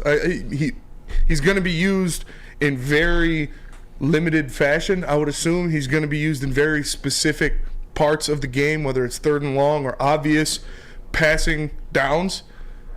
But I don't really expect him to be this entire difference maker or anything like that. Yeah. I look at what he had 3.5 sacks last year with the Seattle Seahawks. They're not like world beaters on the defensive line by any means. I know they signed Jermont Jones in the offseason. He wasn't a part of that team last year. For him to have, and he gets 10 games started, to have close to like what Aiden had in this entire season as like our guy, I think he's going to bring something, man. I just don't see him. And by the way, Dan Campbell's speaking on him. I don't know if it's because he's close to his age, because he's up there. But he called him like a freak of nature. And when you're coming off of like a workout and the head coach is saying those type of things about you, I don't care if you're 36. That's a good sign. And I think he's going to bring something here. On top of like just the championship pedigree he has, winning the Super Bowl with the Seattle Seahawks and being a part of them too. It's not like the Seattle Seahawks are like one of those like one and done teams. And I'm not necessarily calling the Rams that, but they're there and they're gone. The Seattle Seahawks were, steady for a long time. And the Super Bowl again, they could have won the Super Bowl had they run the ball with Marshawn Lynch. But regardless, I think he brings that, and I fully expect Bruce Irvin to bring more than what fans are expecting. I'm not telling you any like 7 or 6 sacks, but I'm expecting something, man. The way Dan Campbell's speaking about him and calling him the freak of nature, like there's something there, man. And maybe I'm just fucking hopeful for it because I think I need it, but I really do, man. I kind of based off nothing outside of the 3.5 sacks, but that's good, bro. It's the same amount of games Aiden's had. 1 sack off. Yeah, but it's not good for Aiden. Like I'm not happy about Aiden having that many sacks. No, I know. So bringing in a guy, like I said, he's 36. Will he be able to do some things? Sure. Will he get a sack or two? Maybe. We'll see what happens. But this isn't something that is, they're winning the Super Bowl now. Like it's not like Booner said yes. The path got easier. Like no, it's nothing like that. It is a solid signing, like you said, a veteran presence. He can teach the guys some things about getting to the quarterback and doing different things like that, and how you win in the playoffs. That'll definitely help, but. In terms of on-field performance, I'm not expecting a lot. By the way, I think it was DNC ENT at some point during today sent me a video of J.J. Watt on the Pat McAfee show, possibly talking about coming back. I don't know if it's real or not. I didn't get the chance to watch the video because I was doing some couple things working. But if he's still out there, if we're bringing in old men, I definitely want that to be one. But I missed that interview. I don't know if that's what he was talking about. But and by the way, it's a freak of nature. You call him superhuman. He said that Irvin has superhuman genes. Yeah. Maybe he does, bro. I mean, I'm wondering who's the oldest edge rusher in the league right now. How old is JJ actually? Probably the same age. Because he had a pretty good season last year too. Yeah. But that's JJ Watt. Bruce Irvin was never JJ Watt. He also was. He's also only 34. Yeah. And he's a multiple-time defensive player of the year, one of the most dominant defensive players of our lifetime. Taiwan Jones is the oldest. Oh no, never mind. I was running back. No. Oh yeah. Taiwan Jones. I'm already always getting mixed up because I'd be looking for my guy who went to Michigan State, and Taiwan Jones would pop up. Yeah, this thing's popping up to the oldest NFL players. I need the oldest edge rusher. Jason Pierre-Paul or probably Bruce Irvin. It probably is. 36 is probably pretty fucking high. It's pretty high up there. Yeah. How old was Julius Peters when he finally retired? Julius Peppers? Yeah, Julius Peppers. I'm not sure. But again, Bruce Irvin is not Julius Peppers. Played 17 seasons. Julius Peppers did. What a beast. Yeah, he's about freaks of nature. A monster. So he's 43 now. He retired finally in 2018. So right around the same age as Bruce Irvin. Yeah. But like you said, different caliber of player there. Ended his career with 5 sacks. Calais Campbell is what people are saying. Yeah. Calais Campbell. Yeah, but he's more of an interior guy. Yeah. Ndamukong Suh, 36. There's somebody else out there too. Somebody says 34, and people are bitching about it. Like, why are we bitching? We know it's a need for the team. Like, if they're addressing it, like, if you're bitching about the Detroit Lions signing Bruce Irvin, like you're a miserable human being. Yeah, I'm not bitching about it, but I just don't expect anything really. Nothing at all. I mean, a sack or two maybe, but it's good. A sack or two is everything the rest of these guys have given you and more. I mean, I think just 2 sacks puts them above everybody on the edge outside of Aiden. Yeah, probably. It's putrid. But again, just different stage in the building process. They still feel like building. They may be ahead of the schedule in terms of like competing for a Super Bowl, but not enough for them to go all in. Even though this may be your last year of Ben Johnson, there's more hype around that building up too. Spence acting like Bruce is scrub though. No, he's not a scrub, but he's not J.J. Watt or Julius Peppers. Like, is that crazy of me to say that he's not on the caliber of those two players? Or he wasn't on the caliber of what those two players were? Yeah. I think you're just I don't know. I mean, you know how the fans are. They want to consume Super Bowl content. But you are like, meh. Well, do you want me to get all excited about a 36-year-old pass rusher who? No, because he's I'm better not than he's better than everyone else. You just said yesterday you'd probably rather have Julian out there than him. Because I like Julian. Julian's young and spry. So you want me to get excited about a guy that isn't better than Julian Okwara? I mean, we don't know that he's better than Julian Okwara as a resume goes. So he can be better than Julian Okwara. I know he had 1 sack. I know so far. Let me check. 2 sacks. Julian's got 2 sacks. But even like a rotational piece, yeah, I want you to be excited about it because it's better than everything else we have. Charles Harris outside of just playing like his gap, and my guy Josh too. But Josh, I feel like he's playing more inside. They're not giving you anything as like pass rushers, and obviously we're up there in terms of like pressuring quarterbacks, but they're just not completing the job. Give me somebody to complete the job, and I just like that they're actually doing it. Sucks that we want the guys at the deadline. Mm-hmm. I guess that's what it is in the day. Chris? Yeah, that's what it is that the alternative, the possibilities that were out there and ending with this result is what people get frustrated with. I'm not frustrated. I'm, basically on Spencer's side with it, essentially of, yes, this was a need, and yes, I'm glad it was addressed. It's not to the level that's going to change the game or change the title odds. Vegas didn't move the lines for the Lions after this acquisition, but it's a good acquisition, and I think honestly his most impactful his greatest impact on this team will be the veteran presence that he brings and the experience and mentorship that he brings to Aiden Hutchinson and other people. Like just having another guy who's again isn't the J.J. Watt caliber of star, but is a edge rusher who's been around. I mean, he's seen a lot of things. 36 years old, man, seen a lot of things in the NFL. So this is somebody that can maybe give Aiden a pointer or two, and I think that's where you'll see more impact for him is behind the scenes rather than on the field. You want to hear what? I just came across the tweet because somebody said the Lions signed somebody else, so I was trying to see if that was real or not. Yeah, signed a DB as well. Okay, who? He has like one of those weird names. Okay, but I saw a tweet. Was it JB? Quaid. A Quaid dude? Quaid! McQuaid or something like that. Yeah. I forgot his first name. Which again, those two things we want to address at the trade deadline: defensive line, and some DB depth. You want to hear this tweet? Yeah. It's from your boy on Twitter. Who's my boy? That Honolulu Blue Kool-Aid guy. Oh, the crazy guy? Yeah, he says, I really don't care where Ben Johnson goes. I believe in Dan Campbell. Ben Johnson wasn't the one in that quarterback room putting all those hours in teaching Goff how to mentally dissect a defense. He literally was. Yeah, it was him. And he literally sat down with Jared Goff and built this offense around him. Tanner Strand has been the passing game coordinator, helping Ben design these route concepts. And Jared Goff is literally cooked while Dan Campbell was calling plays. I don't know why y'all think we're going to fall off if Ben Johnson. Tanner got next. That man is fucking delusional. Well, yeah, that's how a lot of these guys. Listen, I got to be honest. If as a Lions fan, to be a Lions fan, I admit I'm a little bit crazy my damn self to root for this team that never give you nothing my entire fucking life. You got to be crazy to keep on doing it, but like that's the level.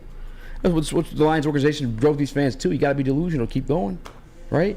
And just real quick too, I want to just inform people because I saw this floating around Twitter too, and it's and don't get me wrong, I love Dan Campbell. Dan's the fucking man, not just because it rhymes either, but Dan Campbell called plays briefly, yes, but there were the plays that Ben Johnson drew up. Mm-hmm. Please don't get that confused. Please. And people said they act like Dan Campbell has something to do with this offense. He doesn't. It's Ben Johnson. Yeah. They've come out and told you what happens at the beginning of the week. Dan says, listen, here's who we're playing. Here's how I think we could beat them. I need you to draw up a game plan to do that. And then Ben does it.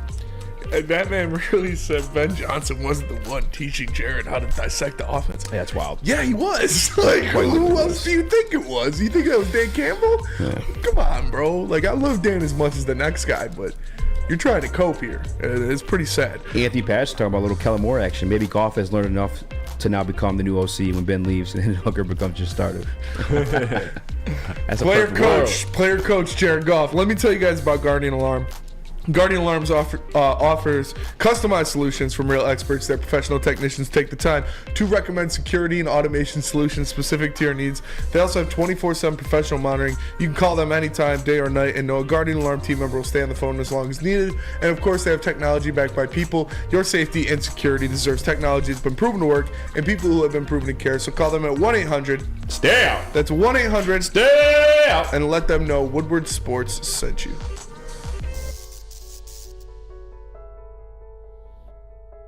We've just received word. The world's cannabis supply has vanished. The public is outraged and has taken to the streets in response to this tragedy.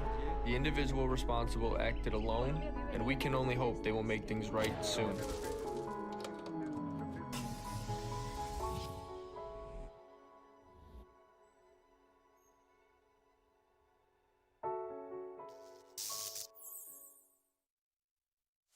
Join Woodward Sports' own Jeff Iafrate, along with special WSN guests for the most anticipated Lions season in decades. Filled with different surprises and expert analysis. You're not going to want to miss out. Go to our Woodward Sports YouTube channel on Sundays and tune in live from 9:30 to 11:30 a.m. How would you like to win not one, but two vehicles of your choice? One for you and one for your wife, your girlfriend, or your best bud. Get to Lady Jane's today for an award-winning haircut and automatically enter for your chance to win. Courtesy of Les Stanford Buick GMC of Ferndale. Lady Jane's, open 7 days a week, walk in anytime. It's wicked awesome.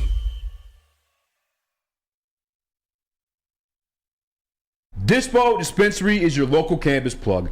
Join the Woodward Sports Network and Dispo as they're giving away 100 free turkeys November 21st. It starts at noon. That's Tuesday, November 21st. I believe that's next week. Make sure you guys are there. Braylon Edwards, Ermanni and Maz, they'll be there giving out free turkeys at your local cannabis plug with over 12 locations. They can deliver it right to you, or you can go to them. There's tons of discounts and all that good stuff. Plus, Romeo's open at midnight. That's Dispo, your local cannabis plug.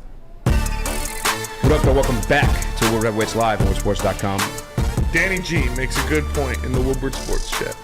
He says, come on, guys, this is pathetic. Clearly, Ben Johnson is learning how to be an offensive coordinator from Goff. Goff is all knowing. Yeah. Exactly. All knowing. I mean, what was Shout out Danny G. Shout out Danny G. What was I thinking? Idiot. You know what I'm saying? Let us pray. JG, the Savior. Hey, I'm just saying. What's the letter? The Church of Goff. I'm just saying. How do you spell Jesus? They suckle at the teeth. What's the first letter of Jesus? J. What's the first letter of Jared? J. J. What Just about say God? it. What about God? G. God. J. G. Jesus Goff. Holy fuck. Jared God. Jesus God. Goffins.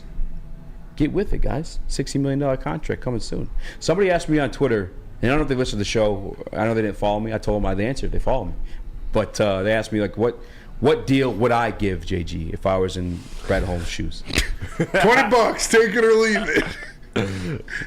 I'd fucking set him up for Deshaun Watson. I'm just kidding. No, here's a coupon for 22 massages, buddy. No, honest to God, because they are winning right now, and because the team is attached to him, he has become a leader in the locker room. It's a very, very young team. Give him a 2-year deal. For $7 million. Yeah, like a Danny Dimes deal. Yeah, exactly. I'd be cool with that. And by the way, too, I think there's nothing wrong with that. Like, I don't want people to say that. And I mean, obviously, I'm being called a hater no matter what, regardless. But I think that's like the way of the NFL. There's a couple guys who've gotten that deal. You saw Geno Smith get it.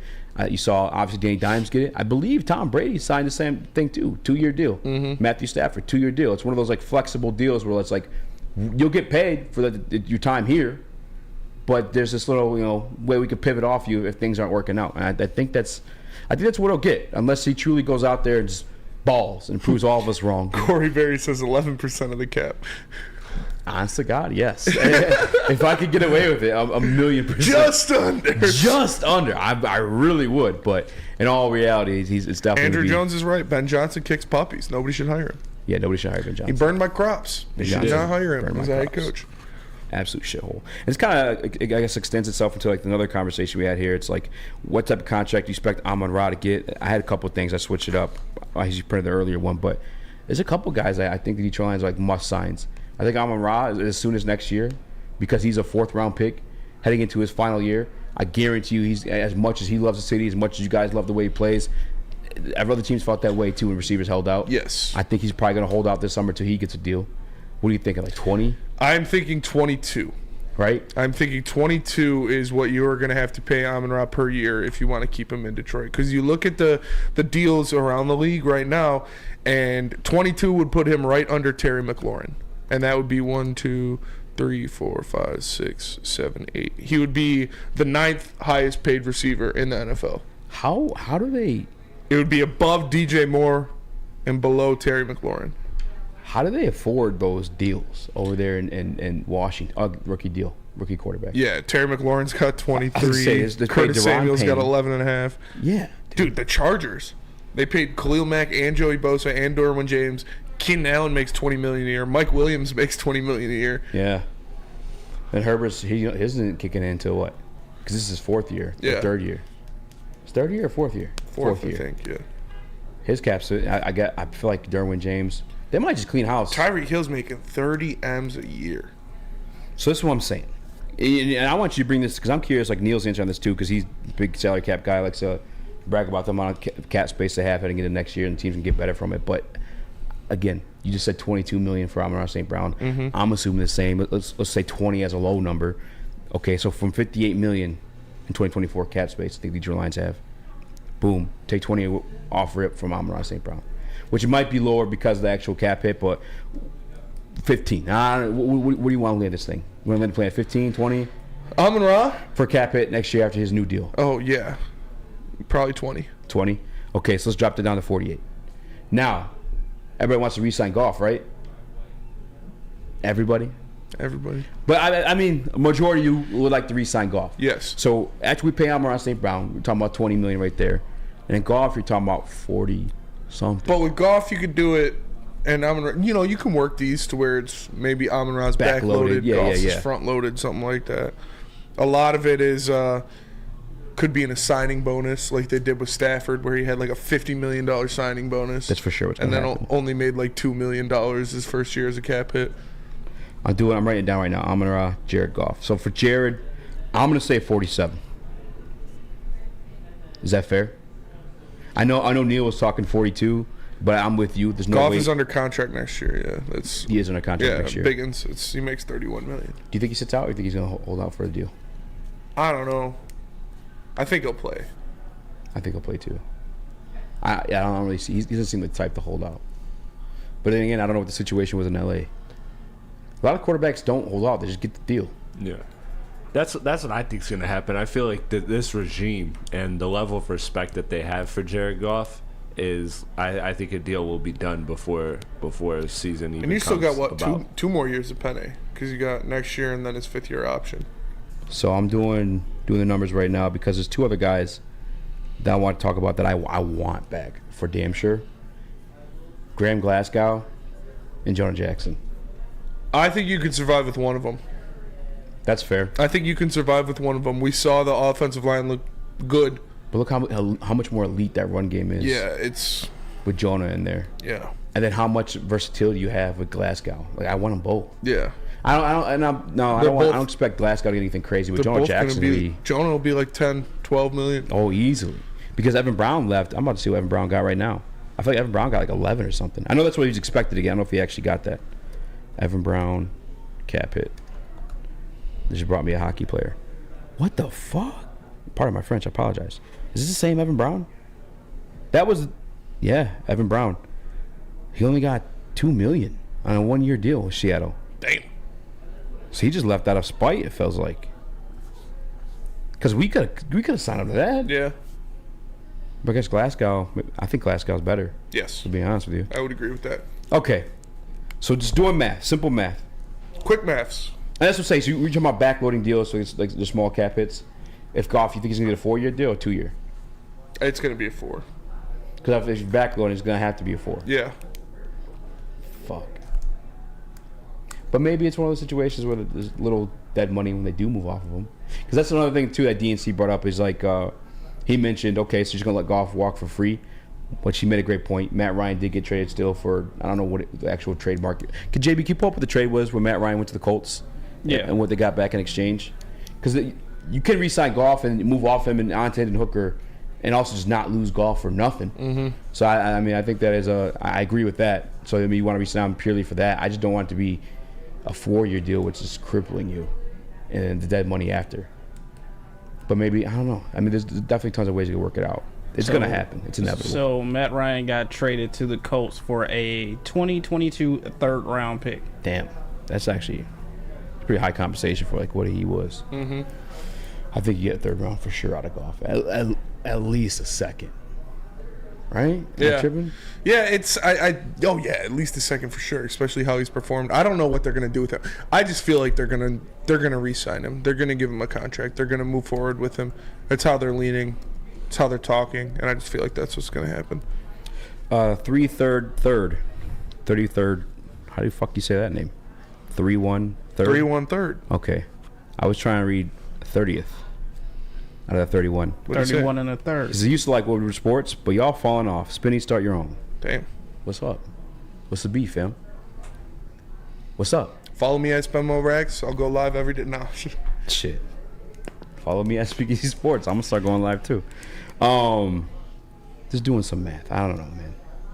That $58 million, I don't think there's gonna be enough to play with unless they do give Goff that 4-year deal or 5-year deal. Tom and Ross getting paid big bucks. I don't see them letting him walk. I don't see them letting him. They're not going to let Amon-Ra walk. He is someone who defines what this team is. There's not a chance they let him walk. Like I said, they're probably going to give him $22 million a year. It'll be right above what DJ Moore is making. DJ Moore's at 20.6. Terry McLaurin's at 23. So I think he's going to slot right in between those guys. Big Con 51 says, correct me if I'm wrong, but even if we signed St. Brown at the end of this year, his cap hit wouldn't be a problem until after his rookie deal is done, correct? Correct. I guess it depends on how they... Yeah. It depends on the terms of the contract. There's still a way they could make things work out. I could see that. I just don't think it's going to be like enough money to go like play around the way like a lot of people are saying. Like, I don't know, is Neil talking about like next year's cap hit, like it's play money? Like, oh, we still have this amount of money to go and sign guys. Yeah, it's because I don't think that's gonna be the case. No, and they're gonna have to re-sign a couple people, and they're gonna have to, like I said, a lot of these deals are coming up. Mm-hmm. You know, Amon-Ra's, Jared Goff's, Penei Sewell's, Jonah Jackson. I want Jackson back for damn sure. Yeah. I just don't think there's gonna be enough. I mean, who even are the free agents next year in the NFL? Host beefing against Chat. We're not beefing with the Chat. Who's beefing with the Chat? I love the Chat, even the Cousins. I appreciate y'all for rocking with me. I just wonder what I did at 3/3. Yeah. I feel like I'm the best host in the damn show. We got to tell you guys about right now. Mark White. Whether buying or selling real estate, Mark White's got you covered. He's got the minute-to-minute listing agreement. Make sure you guys check him out at markwhitesells.com or give him a call at 290-8242. That's markwhitesells.com.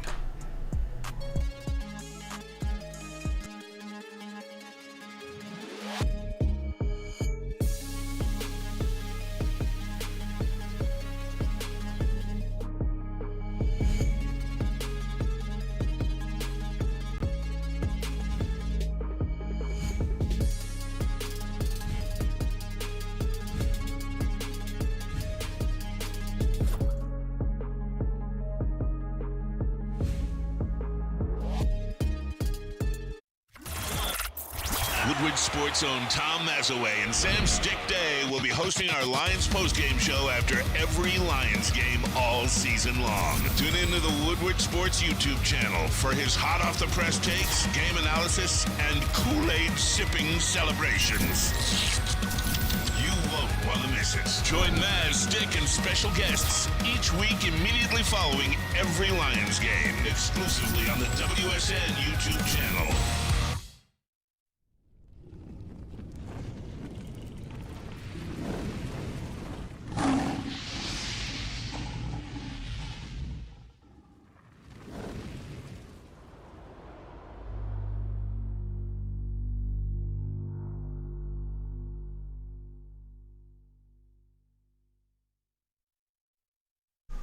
What happens when you run a great business for over 50 years? You expand and offer more products to more people. That is exactly what Les Stanford did by adding Les Stanford Buick GMC, the same great service that customers have come to know and trust on Woodward Avenue just south of 9 Mile. Check out Les Stanford in Dearborn today and find the brand you want at lesstanford.com. Les Stanford, find new roads. What up, though? Welcome back to Woodward Heavyweights Live, WoodwardSports.com. I'm your boy Eazy, join my guys, Spin More Racks. What up, though? Chris, JB Smooth, CJ, GJ, or CD Deuce. CD Deuce. Legally now. Me after I eat some strawberries. Yeah. Or some fucking, no, I guess corn's not really seed. Are those seeds? Kernels. Either way, sesame seeds, they're in your poop. There you go. CD Deuce. It's also will make you test positive for heroin. That's poppy seeds. Poppy seeds. Yeah. Regardless, with this video, CD Deuce working out in the gym, following a torn pectoral. This guy's got, he says he's coming back for a divisional round. He's got to be coming back sooner than that, no? Make sure you mute the music on this one. Yeah, I Must be turn all the way down. Let's see this. That's his song he's working out to, isn't it? Is it? I think so, but it's alright. There's a couple videos out. There's one of him doing the, Brother, for a torn pectoral, those are 45s, fam. Like, I know that's not a lot if you're just doing the workout, but like, with the torn pectoral, to be doing that? Rehabbing, yeah, he's looking pretty good. Right? Pretty good. That's big weight to be doing for a torn pec, no? Yeah. Do you think he comes back before the playoffs? I think so. I think he's coming back sooner than we think. I think he'll be back by Denver. There was one where he even had the dumbbells. He was like doing that, then he was like singing into one. Mm-hmm. I'm like nervous. I'm like, bro, did you tear your pec? Like, what are we doing? Dude's ready to go. He is ready to go. Another one with him doing cables. This was just constantly working out. It's what we need, bro. Because not only, like we said yesterday, the juice. We kind of went over the numbers of like the Super Bowl winning defenses and where they ranked. And to me, I feel like it's more based on like, are you opportunistic? Are you turning the ball over? Mm-hmm. I didn't go over the numbers for the wins this year, but I know damn sure last year every single win came with a turnover for the Detroit Lions. That's what this man does. That's what CD Deuce does. He's good at finding the football. He's good at making plays. And I don't think we don't need him to make the playoffs. Detroit Lions have been doing pretty well. They've got to 7-2 season without just one win he's a part of, and one loss he's a part of. Yeah. But if he's back for the playoff run, It's just another high caliber player that you can put on the back end of the defense, and somebody that gets the ball. Somebody that gets the ball in his hand. So this is something the Lions need. It would be great to see him back sooner than later. I don't want him to rush it, but man, it'd be nice to have him coming down the stretch for sure, especially if you're fighting for that number 1 seat. I might start talking crazy if he comes back. In a good way, like Booner-esque. Yeah. Just because, again, man, like you don't like. I thought about earlier today when I was like going after some of the golf guys on Twitter, and I apologize to the golf guys for abusing you as much as I do. Just make it so easy. But he made a Super Bowl, and I post a fucking meme of Jimmy G. But I thought about Trent Dilfer. I was gonna say he'd been in the Super Bowl. Jimmy G, he'd been in the Super Bowl. Like, I was thinking of all the trash quarterbacks that been in the Super Bowl. But when I got to Trent Dilfer, I was like, damn, he won. I was like, he did win. He did win. Joe Flacco won, but he had a hell of a postseason. Yeah, he had one of the best postseasons of all time. Yeah, he had a fucking. Honestly, I think the only one I put up next to it, off the top of my head, Stafford. Stafford went fucking dumb that postseason. Did. But if CD Deuce is back and he's still playing the opportunistic ball, I could see him going further than like what I'm currently expecting. Just off him alone. If he's up to form. That's where I'm at with it. Like, what's the lay out the process for me of how long you'd expect him to get back into game shape, get his legs under it, because he also, those first couple games he didn't look terrible, but he also didn't look great. He was obviously adjusting to a new team, a new scheme, everything. Mm-hmm. So, what's kind of the process? I mean, when's as soon as he has to be back in order for you to feel confident in him come playoff time? Because we've seen this regime, not go with players because they're only going with the people they trust.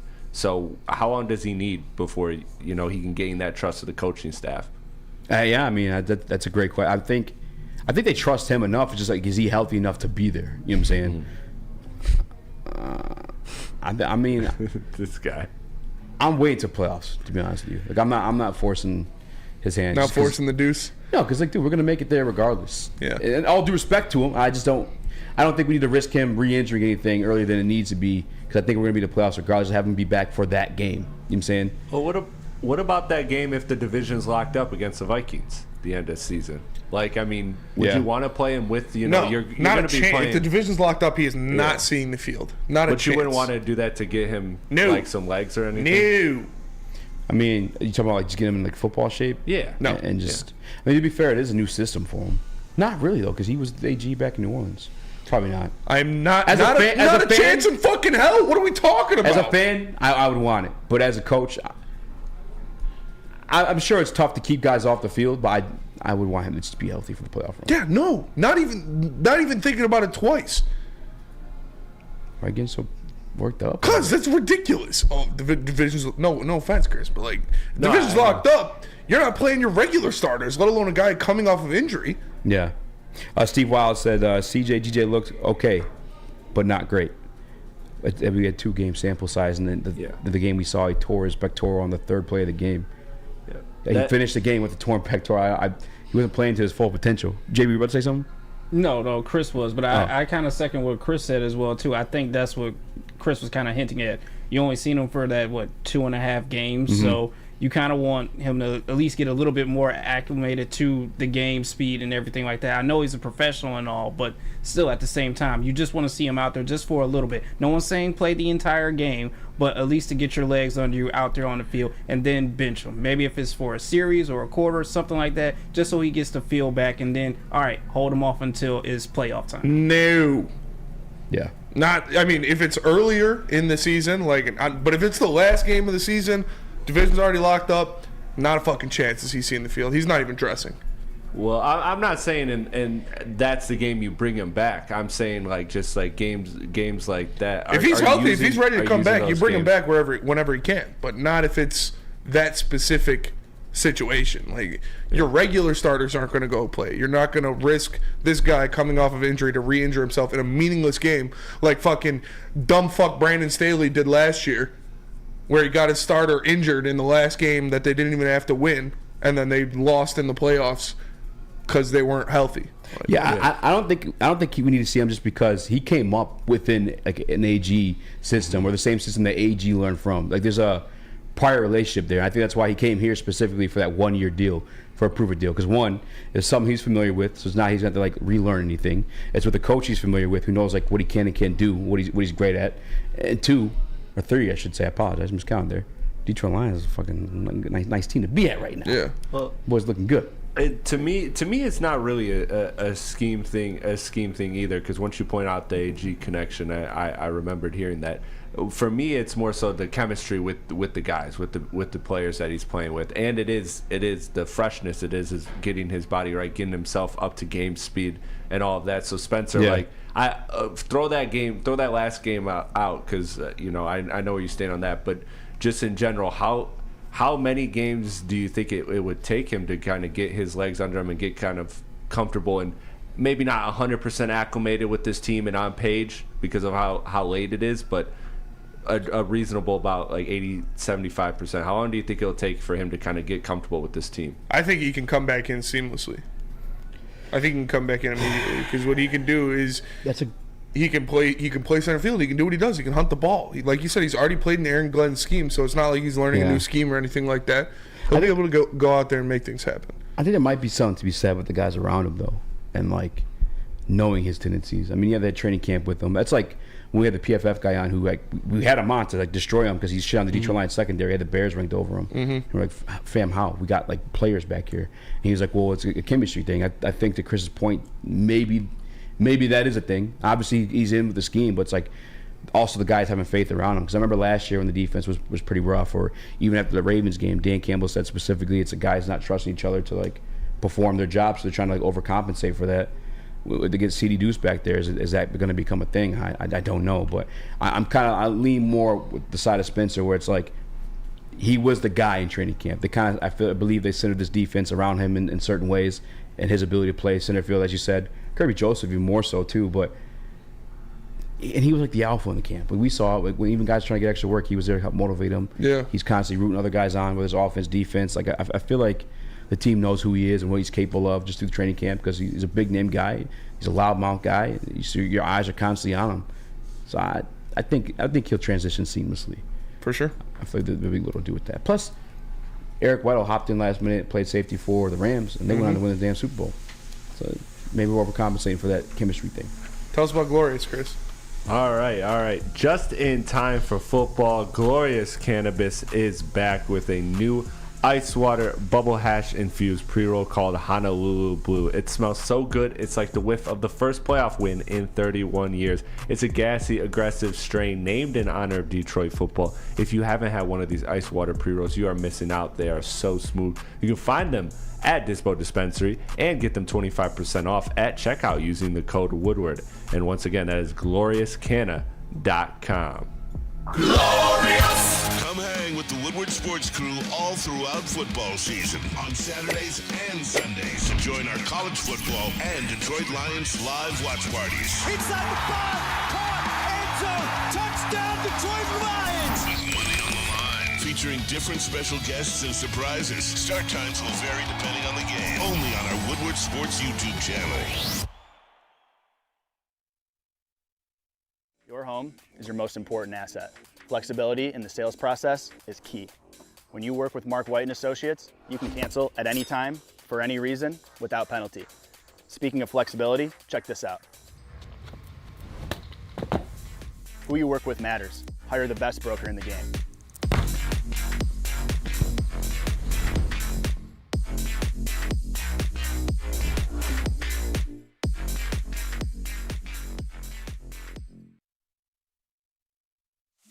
Join Woodward Sports' own Jeff Iafrate, along with special WSN guests for the most anticipated Lions season in decades. Filled with different surprises and expert analysis. You're not going to want to miss out. Go to our Woodward Sports YouTube channel on Sundays and tune in live from 9:30 to 11:30 a.m. Where's the most convenient place to get that big fitness energy? It's Planet Fitness. Join today for just $1 down, $10 a month. With over 2,400 locations and equipment for every workout, you can get in, get energized, and get going. And with free fitness training and most clubs open 24 hours, everyone belongs in the judgment-free zone. So join today for $1 down, $10 a month, no commitment, cancel anytime. Your childhood may be over, but playtime is not. Outdoor Equipment Company is your source for outdoor power equipment. Sales, service, and parts, carrying top brands such as Bad Boy, Ellis Tractor, Steel, and more. Servicing the Great Lakes region with locations in Metro Detroit and Greater Lansing. For more information, visit us at OutdoorEquipCo.com. Outdoor Equipment Company, your power equipment playground. Welcome back to Woodward Heavyweights. Hit that like button if you guys haven't already. 5-star review on all podcast platforms. I'm reading a couple comments in the Woodward Sports chat. There's one from Corey Berry. He says, he's talking about CD Deuce, I'm assuming. He says, if you could be back for Dallas and that game matters for playoff seeding, that would be enough from a chemistry standpoint. Would you want to play him in the Dallas game? If it came down? Yeah. If he's ready to go, yeah. Mm-hmm. But it'll be, I see why you're so pissed, because Chris said the division's like locked. Yeah. Yeah. I see. Because like the starters wouldn't even play then regularly. Yeah. The last game of the year is against the Minnesota Vikings that scare you so much.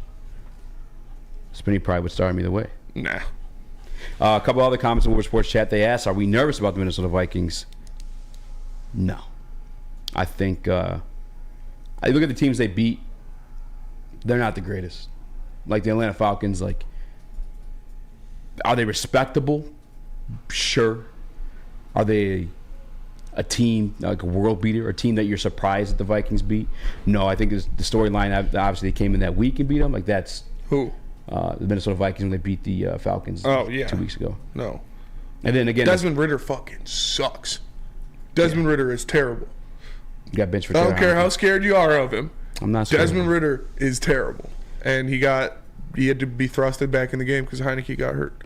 That's terrible. I don't care how scared you are of Dobbs. Yeah. I think the Lions got this division unlocked. So me too. Another thing too, the other team they faced was the Saints. The Saints fucking shoot themselves in the foot. Mm-hmm. Like a lot of those players in that team are plexical bursts in themselves throughout the season. Like Derek Carr makes stupid decisions. Obviously, Jameis Winston makes dumb decisions. Yeah. Chris Olave, he was exempt from it until he got that speeding ticket. He makes dumb decisions. I play for the Saints. Okay. Yeah. Here's your ticket. Alvin Kamara beating people up in Vegas. They cheddar bob themselves. Mm-hmm. It's I'm not too worried about the Saints. I think it'd be a fun game when Detroit Lions go to play them because the history of AG and Dan Campbell, formatting their coaching resumes there. But the Saints and the Falcons. The NFC South is like the worst division. Yes. The Vikings beat them. Yes. What? Yeah. What? Yeah. What? It is. I was gonna say the North is pretty close. Oh, our North. Yeah. But no, the South doesn't even have like a really good team. Like we're at least a really good team. Yeah. And again, you look at the Vikings of the North beat those two South teams back to back. I'm not too worried about the Minnesota Vikings. I think on the road, you might be a fun game to watch because you got Justin Jefferson back. I like Jordan Addison a lot. Yeah. And obviously T.J. Hawkinson, Powell's form. Sounds like you're scared of the Vikings. It's not. I don't. I mean, use the word scared. I mean, I don't give a fuck. You guys want to say scared? Say scared. But yeah, I mean, I do respect teams around the NFL because any given Sunday, just as the Detroit Lions beat the Arizona Cardinals, like anything can fucking happen. Yeah. It's a matchup-driven league too. If they got matchups that go against what you have as weaknesses, yeah, like excuse me for fucking being mindful of that. The Detroit Lions secondary isn't the greatest. The Detroit Lions defense isn't the greatest. They have fucking weapons. But they got Aaron the Glenn. wide receiver position. Defend the Glenn. I'm still defending the Glenn. But we agreed he's not working with blue chip prospects. Yeah. That's another thing too. Somebody tried to shit me on Twitter. How is this guy gonna continue to shit on Goff but defend bum AG? We said it the other day. Jared Goff's got the best offensive line in football. He's got a hell of a receiver in Amon St. Brown. He's got a great young tight end, Sam Laporta. He's got a fucking genius at the coordinating position in Ben Johnson. Two great running backs. Yeah. What is AG working with? Aiden Hutchinson, Kirby Joseph, Cam Sutton. Like it's Anzalone. Not even the same. I mean, he's playing fantastic. They're talking about the best offensive line, a top 10 wide receiver. Like Cam Sutton's not. I love Cam Sutton, not top 10. Anzalone, not top 10. Maybe this year. He's I don't top know. 10. We have to pull up some numbers. He might be, but even Hutch. Statistically, I don't know if you pulled him up right now. If Hutch is like landing top 10, is he? Is he a top 10 edge rusher? Or should we say that for tomorrow? As of right now, probably not. I don't think so. We'll do it tomorrow. I'll make a list. Stats wise, no. Talent wise, I think so. Juan 313 is your number one fan, Chris, and he wants to hear you talk Pistons. We had that in there, KOC. Dude, fuck that. Disrespecting my guy, Kate Cunningham. I'm unplugging for the Pistons, but this was been the prep for a couple of days. It got to be addressed.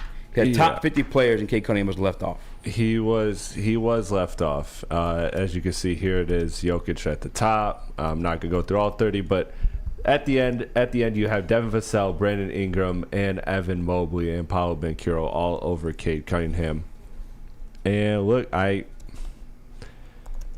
can't really complain about that. Like I can't. I think Cade is a guy that you would take over them when you're talking the totality of their careers and what they project to be. But as of right now, on the floor, what Cade is doing, Cade has had a good season, but he hasn't had a great season. He's had the turnover problems. He's had very inefficient shooting nights.